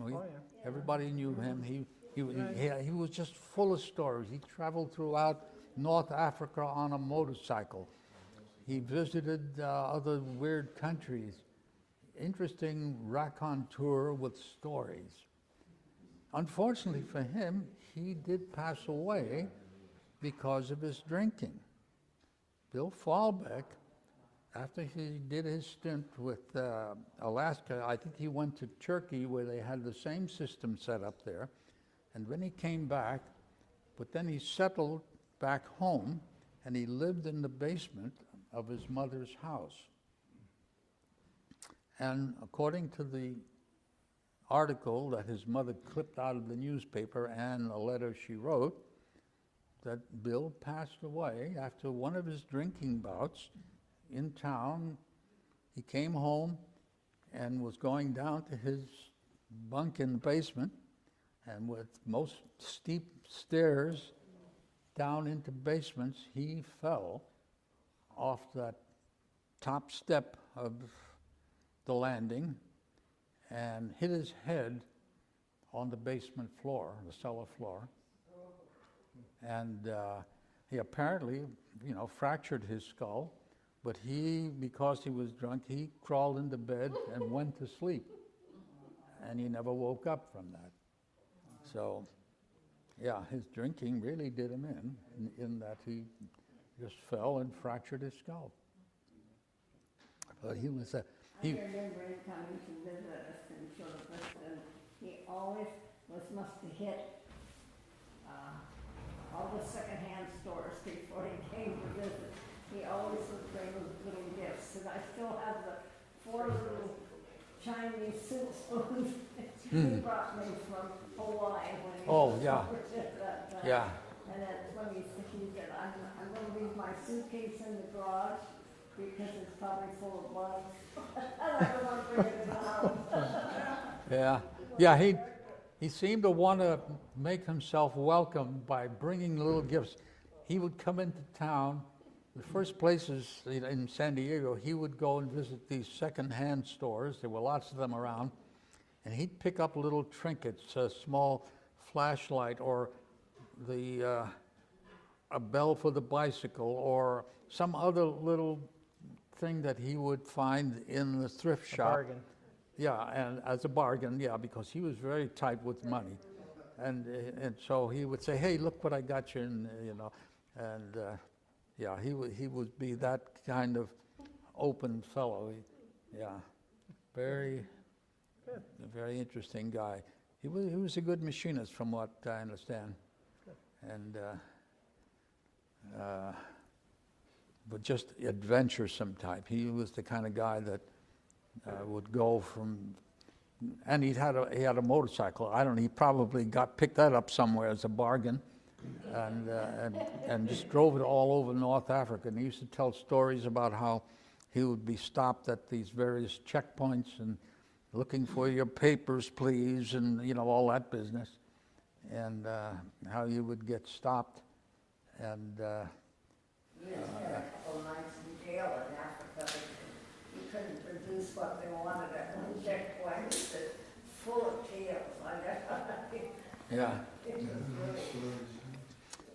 Yeah. Now, there's a lot of strange people up there in Alaska, guys. Yes, there are. I can attest to that. Yeah. They would go up to these places and live almost as hermits, All the White Alice sites had either an Air Force group attached to them, or we were attached to them, and because the site was there, but some of the White Alice sites were by themselves. They just provided the relay link. So the guys would be in these things. The communications building was a long building that had all this receiving and transmitting stuff, and at the end of it would be a power plant, 2 big diesel engines that were running continuously to supply the power for these radio units. And so they needed a mechanic and at least a half a dozen techs to run round-the-clock maintenance. These things never shut down. They ran 24 hours a day, and you needed a mechanic, too, to maintain the diesel engines, big ones. And so it was, you would get this assortment of people from various parts of the states. We all had to pass, secret security clearances, so they were all Americans. There weren't foreigners in there. But they were all characters, and almost all of them liked guns. Guns seemed to be part and parcel of Alaskan life, either pistols or rifles. And they liked these big, heavy-duty 45 caliber guns. I like to fire those things. The first time I ever fired one, I almost brained myself with it because of the kick. That thing comes back. If you don't hold it tight, it's going to come back on you, and it'll smack you in the head if you don't hold tight to it. Right. Well, one of the primary reasons why they have guns like that up there is because there are many things that will eat you. Oh, yeah. Well, bears was the big excuse. They will eat you. Yeah. Yeah. Oh, yeah. Bears would be known if you were out there in the woods. Yeah, and that was our days off. We would walk in the woods, which reminded me how you know, there are mosquitoes up there that can practically eat you alive. Mosquitoes come in huge clouds that are, you know, you'd be walking on a trail and you can almost see them up ahead, a little hazy spot. The thing is, why do they come to you? Well, they said that there was something, the carbon monoxide or dioxide. Carbon dioxide. That's in, yeah, what is it? Carbon dioxide. Yeah, in your breath that attracts the mosquitoes, so that once they hit you as a cloud, they always would hang around your head area. And you find it very difficult to swat them away. You'd almost have to run to get rid of them. And that's about the only way. Otherwise, they would eat you and you'd be covered with them. I used to douse myself in this repellent. I forget who made it now, but it was called OFF, O-F-F. And it was a well-known mosquito repellent. And you put it slightly oily, very sweet smelling and so on. A DDT, a derivative? I wouldn't be surprised. Yeah. Back in the 60s, the DDT was still around. Yeah, I wouldn't be surprised. Yeah. But that was one way to keep them off. So it was a difficult thing. So what do you got on your list here? You want to? Yeah, I put some notes down here because before I talked about how the bomb in Japan, especially when it first came out, everybody remembers the guy who helped develop it. He was one of the major driving forces, Robert Oppenheimer. Mm-hmm. Oppenheimer was one of the driving forces in developing the atomic bomb there in New Mexico. And he talked about his developing the bomb. He was always very remorseful about developing the bomb. One of his well-known speeches was, he talked about the Hindu scriptures and the Hindu God, and the scripture was the Bhagavad Gita, in which he said that, in the scriptures said that, and he likened that to himself, that I am become death and the destroyer of worlds.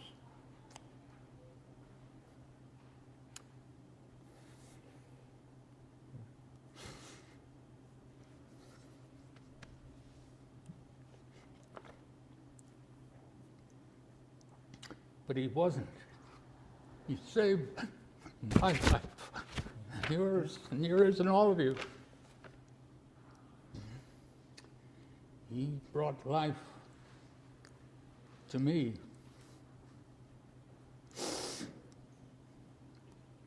We surely would have been left our bodies there in Japan someplace. I lost a brother whose body stayed there in Sicily until we called him home. What happened again? I'm sorry for this. Yeah. Chokes me up, but we would have been toast there. We would have. He was a defector from Germany, wasn't he? Huh? He defected from Germany, didn't he? Oh, Oppenheimer. Yes. He might have, yeah. He was, yeah. But he was a scientist along with Emanuel Teller and what's the other fellow's name? Teller and Fermi. Fermi, Teller, and Oppenheimer.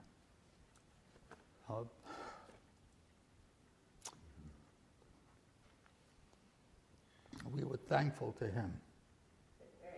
That's why that when they announced that in Okinawa that the bomb was dropped, the war was over. It almost started again. People just went nuts. They fireworks, shot pistols into the air, ran through the streets screaming. During the Manhattan Project, were you aware of it?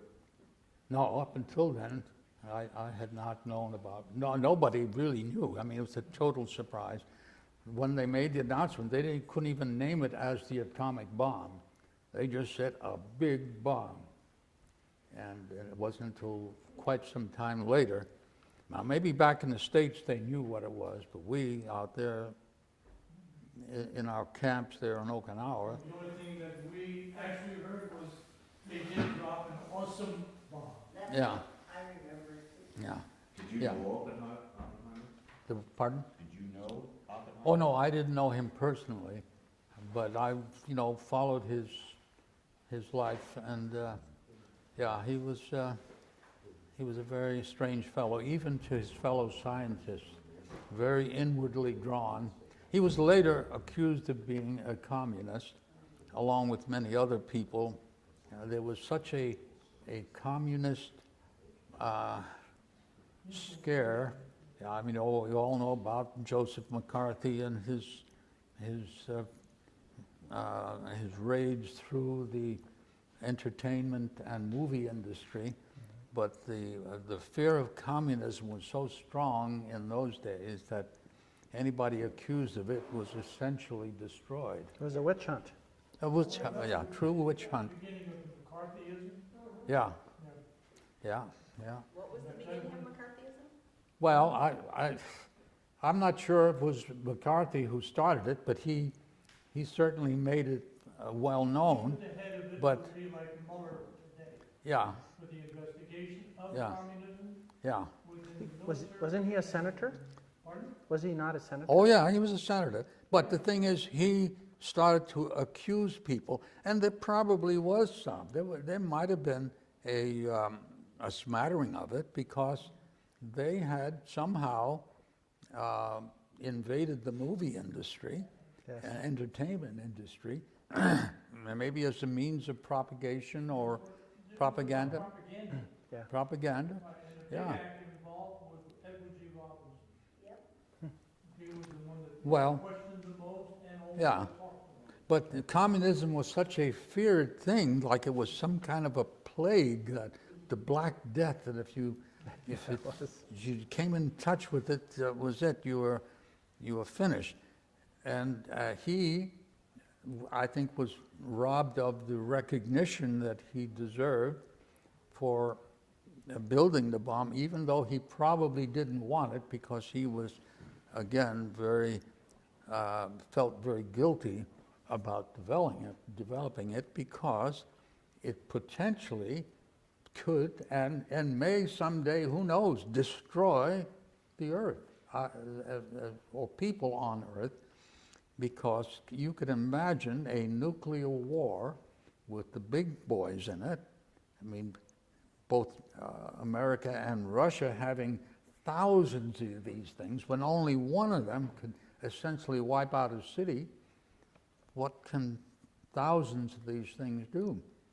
So it could still potentially be the bringer of death.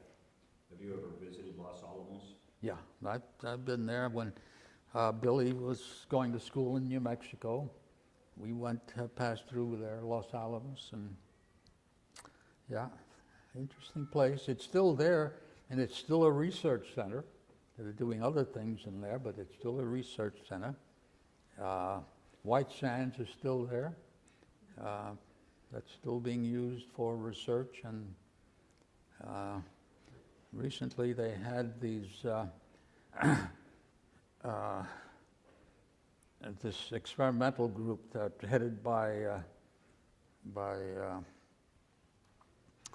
who's the head of Virgin Airlines, that Branson? Who? Branson? Branson and his scientific cohorts or counterparts have developed this plane that's going to take ordinary civilians to outer space.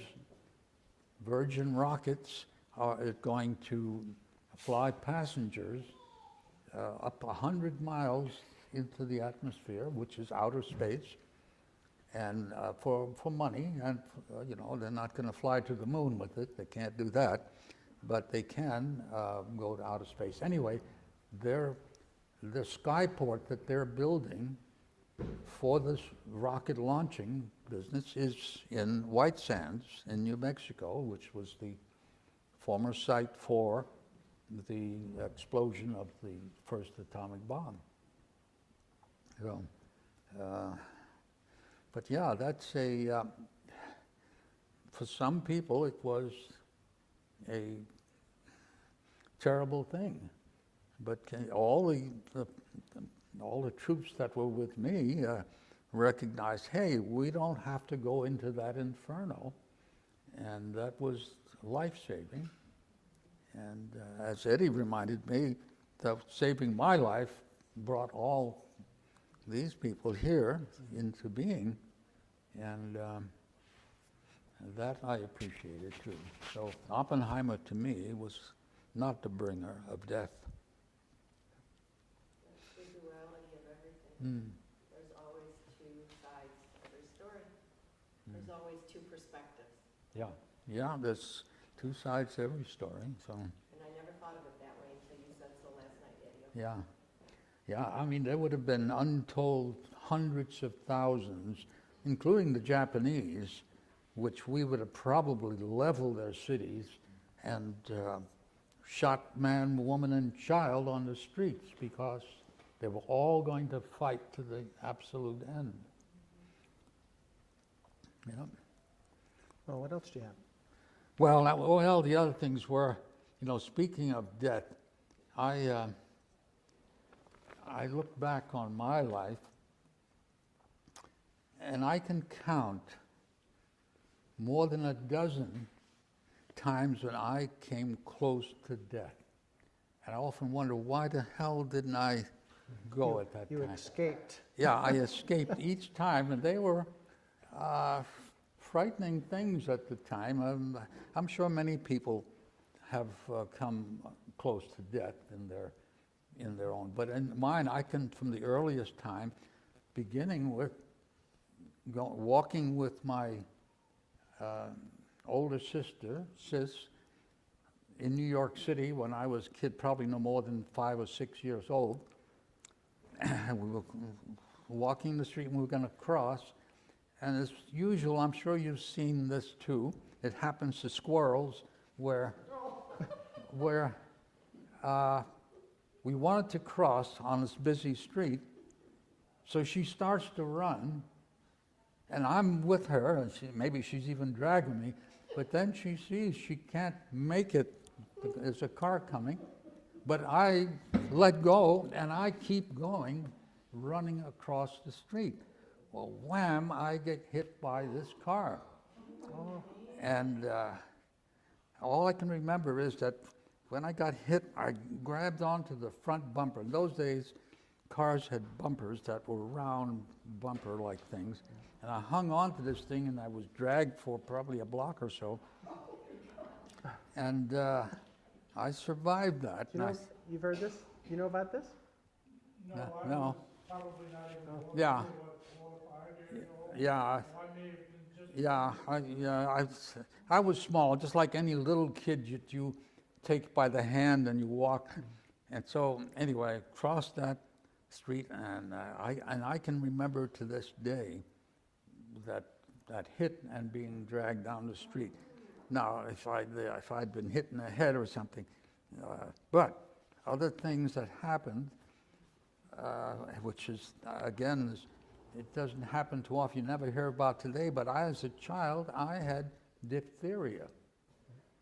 Diphtheria was a disease that usually was fatal to people, especially kids. But I had diphtheria, and I remember going to a special hospital there in New York City. That was like a quarantine hospital. It was out on an island, and it was meant for contagious cases. And it was pretty serious. How old were you? Probably a bit older, maybe 8 or 9, somewhere in there. I can't recall. I can remember various things like going into the hospital, those accordion-like gates that they have across elevators. That stuck in my mind when those things closed, and the elevator going up to a floor, and doctors hovering over you, and so on.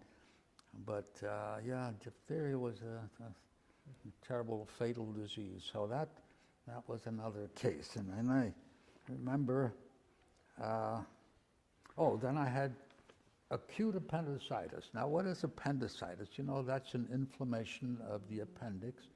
But if you don't pay attention to it, the pain gets worse and worse and worse, and the swelling gets more and more, and they can rupture. And when they break, they spill out all their contents into your internal organs, and you can die of septicemia. So I had that, acute appendix. Also as a kid in the apartment buildings, I fell off the roof, not from the top floor, but internally. Most of those apartment buildings have a kind of a rung ladder that you can get up to the roof of the apartment building, and lifting a lid, you can crawl out. And I remember all that, climbing the ladder. But when I went to lift the thing, I either lost my grip and fell from the ladder and fell only one level down.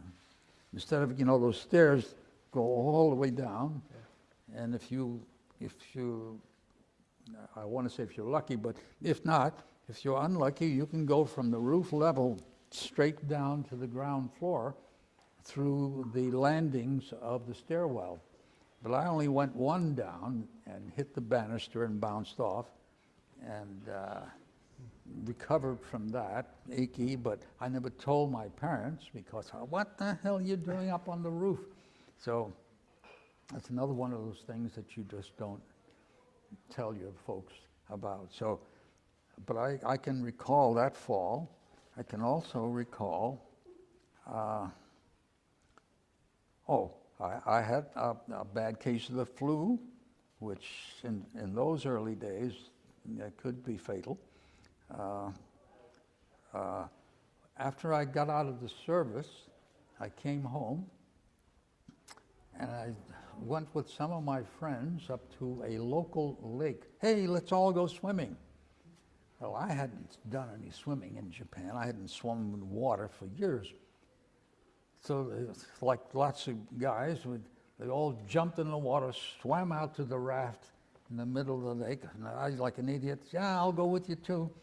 Well, I didn't get halfway to the raft, and I said, oh shit, I'm not going to make it to the raft. I can't make that raft. One of my friends was just a few yards ahead of me, and I hollered to him, hey, I'm not going to make it. And he says, okay, and he came back, and he helped me back ashore. But if he wasn't there, then I would have gone down. I could not go ahead, I couldn't go back by myself. So that was a near drowning that I know was not going to turn out well. And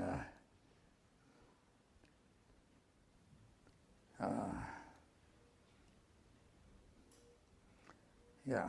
Oh, and of course, flying in ultralights, engine out ultralights are almost one and the same. I had a few experiences where the engine quit, and boy, now what are you going to do? You've got to find a place to put that down, which I did, of course. But if you don't have a place to put it down, it's just your luck where you happen to be. And this particular flight, going with two other friends, we were going to go off to a distant place. The way out of this valley was in this path, and I knew that ahead was a rock quarry. You don't want to land in a rock quarry. There's no soft places in there. So I said, the only way to go is to go back to the airstrip. But my flight instructors always told me, never go back to where you take off from, because you'll not make it. Your plane would not have enough energy left to go back. in my case, fortunately, I did have enough altitude that I can turn around without losing too much, turn around and head back, and I just squeaked into the field with a dead engine. And that was a close one for me. I certainly didn't want to land in that rock quarry. And so that was another close one with this. And of course we know Japan was another one. And I often think to myself, wow, how did I survive all those close calls, usually without any real injury or hurt, but just luck, pure luck. So whatever. How about the being hit Oh, on the head oh. with the propeller? Oh, well, that's another one. I forgot about that. His nickname at the airfield was? Prop Buster. Prop Buster. Yeah. Yeah, that was a weird thing too. We had another one of our, what we call fly-ins, where all the flyers from the various ultralight strips in the county would come to visit our place, which was the Otay Lakes airstrip, and we'd have contests. The various contests would be things like balloon pops and spot landings, things of this sort, and big dinner, luncheon, and whatever, cookouts. And so one of these things, I'd really done some flying, and I was helping out with getting some of the ground events going. And one guy was getting ready to take off in his ultralight, and I had a clipboard, and I was right behind him, and okay, it's time for you to go, and I recorded that. And I said, wait, you've got a headset cord. He had a radio headset on, and the cord that normally plugs into the radio was hanging out from the back of his seat onto the ground. Now this was a pusher type ultralight. The propeller was in the back, not in the front. And I said, I'll get it for you. I was going to pick up the cord, and hand it to him. For some reason or other, as I brought my head down, I was unaware of where the propeller was on the back of that airplane. And it was just in a blind spot.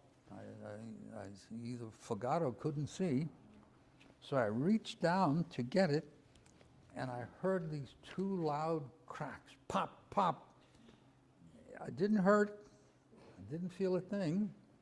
I knew that I'd been hit in the head, and of course, it broke the propeller, a wooden propeller. Yeah, broke it, and but it knocked me to the ground. I mean, I went face first into the ground, and then the engine stopped, and all the guys gathered around. They pulled me out, and as it turned out, when the propeller hit, it essentially scalped me right around the top, so that the top portion of my scalp was laying like that, almost like an Indian scalping. Yeah, we just laid down. He took it and flapped it back up on top, and little duct tape. You're good to go. Well, this friend of mine had an old towel in the hanger, and he said this dirty towel, and he put that on my head. I didn't bleed a lot, and but they knew that the flap was down, and it exposed my skull. But anyway, they called for an ambulance, and it came out from San Diego, Mercy Hospital, and drove me, sirens screaming, all the way back into the city. And I remember in the emergency room, doctors very blasé. Oh, what happened? This guy got hit with a propeller. Oh, okay, routine like. And I heard somebody groan, a propeller? Because usually a real airplane, full-size thing, those wooden propellers are thick and heavy. Sometimes they're metal. You don't survive walking into a propeller. They are fatal. That's the end of it. But this one fortunately broke, and it just scalped me. So, but they managed to staple it back on again after they cleaned it all up. And later on, about a month later, I went into surgery again, and they took a patch out of my thigh here for the damage on the top of my head there, and put a patch of fresh skin up there too, because there was a spot that wasn't healing. So. Is that on your list of near misses? Of what near? Yeah. Okay, Oh no, I don't have that on. That one here. didn't make this. That didn't make the top 10. Alex. That didn't. No. No. Oh, but here's one. Here's another one that made the top 10. That happened only a few years back, while going to Costco in Tucson, traveling on I-10. I get sideswiped by an 18-wheeler. Now this guy in this big truck, I had a suspicion. It's not like that now on the freeway right alongside of Tucson. There's a place there where it goes from about 8 lanes wide and it narrows down to maybe 6. And more than halfway through it, you begin to get signs that say lane narrows or road narrows. And it keeps flashing. Then as you get closer, there's another one. Well, of course, people in the area know that. But this guy, apparently, a truck out of Mexico, and I knew that was the case because I saw him on the road earlier. It was a red truck. He had Mexican plates on it. So he apparently either couldn't read or didn't know what that sign meant, so that he was rapidly running out of his lane, but didn't know it until he got to the point where, it abruptly cuts over. I mean, if you didn't change lanes, you're going to run into that side railing. So he did change lanes, but he clipped my back rear left quarter panel, bumped me like in this Pittman maneuver, boom, and my car went spinning just like any police car Pittman maneuver. And all I can remember was that the car sailing around and around. I can see other vehicles passing me. Actually, I was turning around and skidding along. But by this time, all the airbags had gone off. Pow, pow. Those airbags work. And they will keep you in place. Of course, they pop up and then immediately go down. They don't stay inflated. But they keep you from whamming into the steering wheel or the glass in front or the side. And but every one of them went off. And next thing I wound up, and I was expecting, as I'm spinning, to be hit by other cars in the lanes to my right, because there was moving traffic. Everybody was moving right along. But hey, I dodged that bullet too. I didn't hit the side railing. The truck didn't run over me, and I didn't get hit by the others. I just spun around and around. After about 2 revolutions or so, I came to a stop, and cars went around me and so on. And took me a few seconds to, hey, I'm all here. I'm in one piece, and I'm not unconscious. I'm okay. And so I got out. Fortunately, people behind me saw the accident and taken down license numbers because the truck kept on going. He never stopped. And they finally found him. I found in police reports weeks later that there was a depot in Yuma that he came out of. That's where he was headed, to Yuma. But that was a scary thing. And of course, my Honda, it wasn't a Civic, it was Accord. the what? Accord. Accord, yeah. A Honda Accord was totaled. Not so badly damaged in front or sides except for that back quarter panel, but all the airbags fired off, and the insurance people say once that happens, there's no reclaiming it. You can't patch it. Well, you could, but it costs too much. $800 an airbag would have taken the profit out of that, so they sold it for scrap, and they paid me off on it. And but that was the last close call.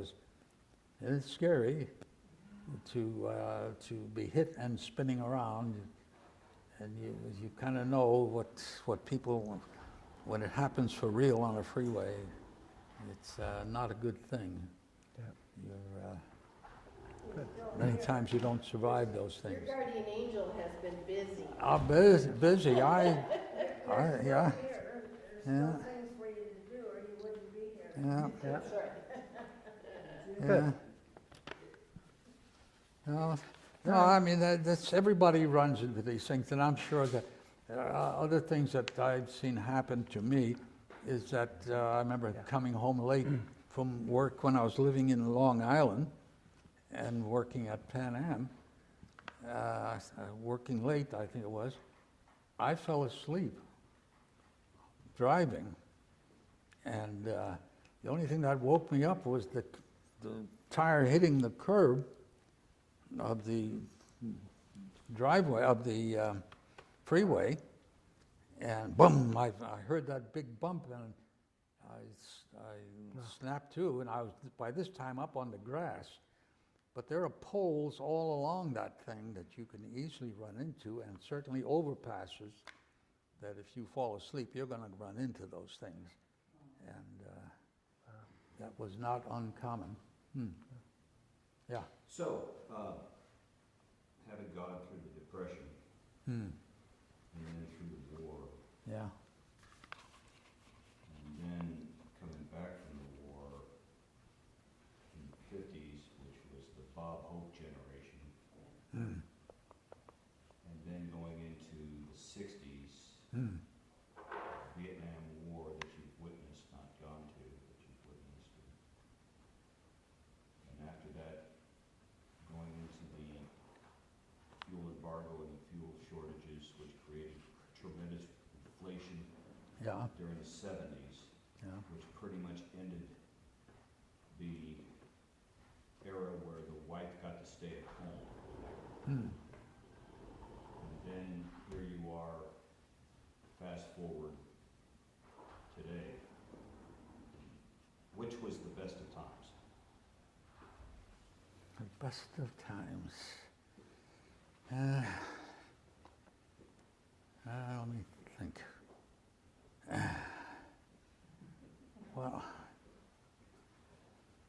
Well, actually, the best of times for the family, I think, was our times in California.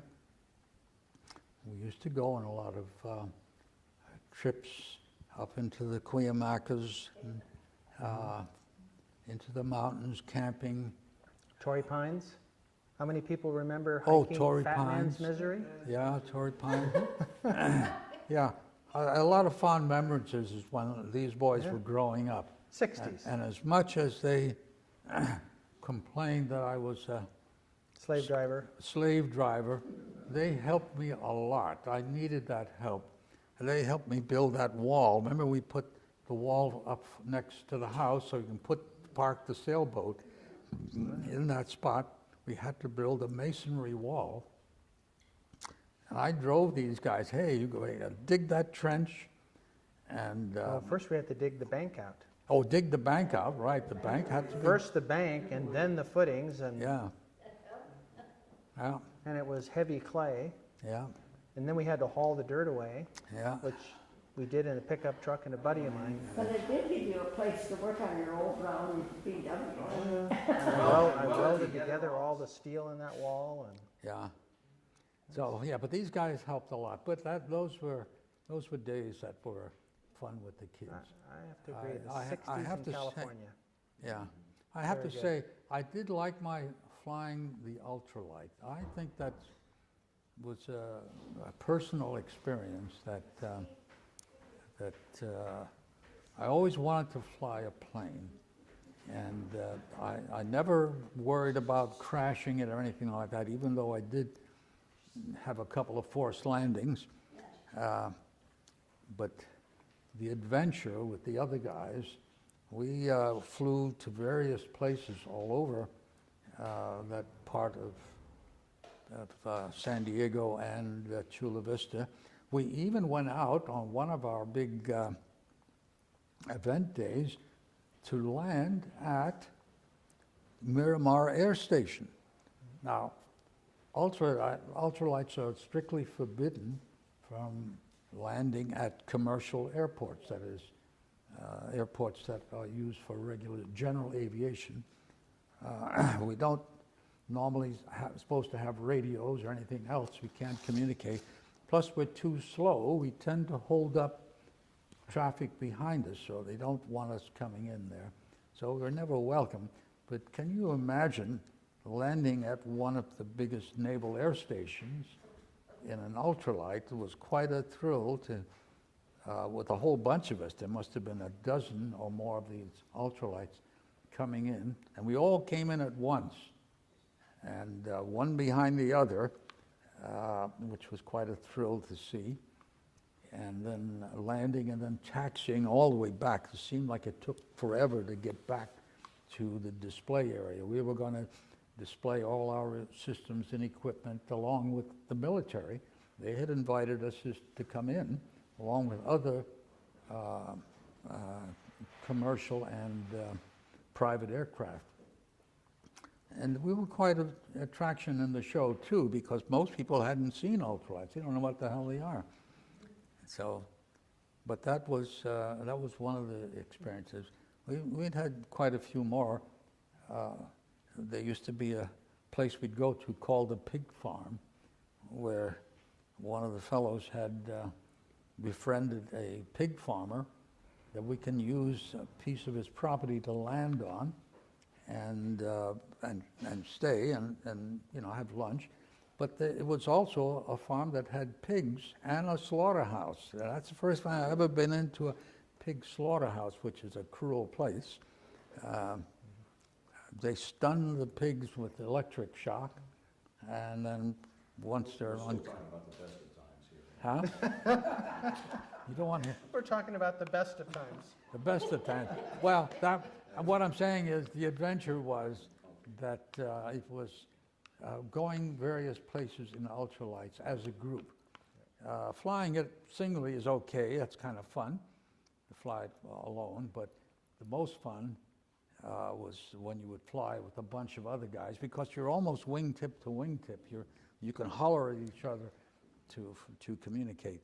We used to go out to Imperial Beach on Sandcastle Day. Every year, Imperial Beach has this sandcastle, and they invited us to go out there to land our planes and do a flyover of the beach, not over the beach, over the water, which for ultralights, that's a risky thing, because if your engine goes out and you land in water, you're not going to get out of that thing, especially if it goes under, because of all the guy wires that are around you. You'd have a hell of a time getting out of the cockpit of that thing. And so you didn't want to crash in the water, that's for sure. Get it as close to the shore as possible, but don't go in the water. But we had our flights, and part of that flight too was to go all the way down to that fence that you see nowadays that separates Mexico from Imperial Beach. Is right on the edge. That's the nearest city to Tijuana, and you go right to the edge. It's a beautiful wall they built. It's just a beautiful wall. Yeah. Well, it's not. It's a series of steel pipes or girders. People got that one. Yeah, yeah. But it does go into the water for about 100 yards, and it's pipes that are driven into the sand. There's probably concrete under there somewhere, but we go as far as that. We did, of course, didn't want to go over it, so we go as far and then turn, and you can see the bull ring there. That's right near the beach, the playa, something they call it, bull ring, and then turn around and come back, and then we'd land somewhere there along the space available on the beach. Hey, let's go ahead and wrap up now, and I want to thank you, Dad, for All right, guys. for making the trip out, and thank you all for coming. Some of you have come from long distances. Abby, a 12-hour turnaround for you. Yeah. So thank you very much for coming from Napa. And I want to see all the kids and everybody. Donna, Eric, Richard, Randy, Neil, Barbara, Alan. Yeah, I appreciate it too. This happens only once in a lifetime, and I'm glad I can be here and thank my sons, who are very precious to me. I'm so thankful that they were able to learn a little bit from me and see they get a send-off. They're successful young men, and I'm appreciative of that. So. Yep. So Thank you all. we never really talked about our trips to Panama that we Oh, did, yeah, our trip to New York. I mean, there was a lot of Yeah. those things which are well documented, but I did want to wrap up, and also wanted to thank Sandy and Bill for opening your house up to us. It's really, really appreciated. Yeah. Do appreciate it very much. Yeah.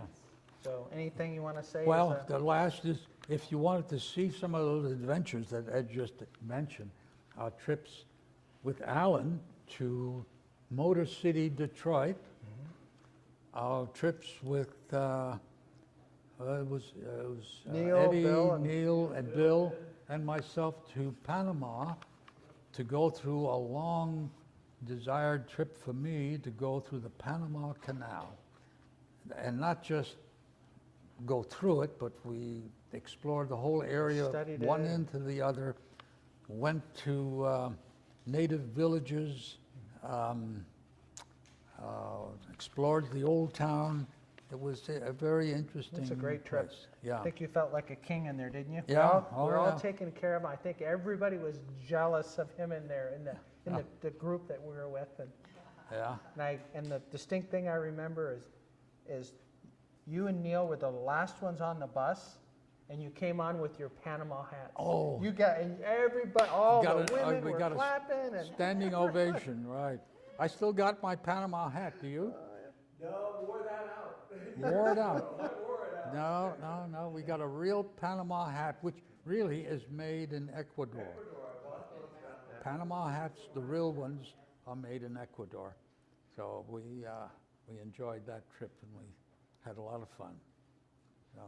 Yeah. So I also want to note that we've got, Art here, dear friend of ours, kind of like has become part of the family. So thank you, Yeah. Art, for coming. And then Yeah. my son Sean and his wife Julia and Elijah that have come here to witness this. And thank you very much for coming. It's really appreciated.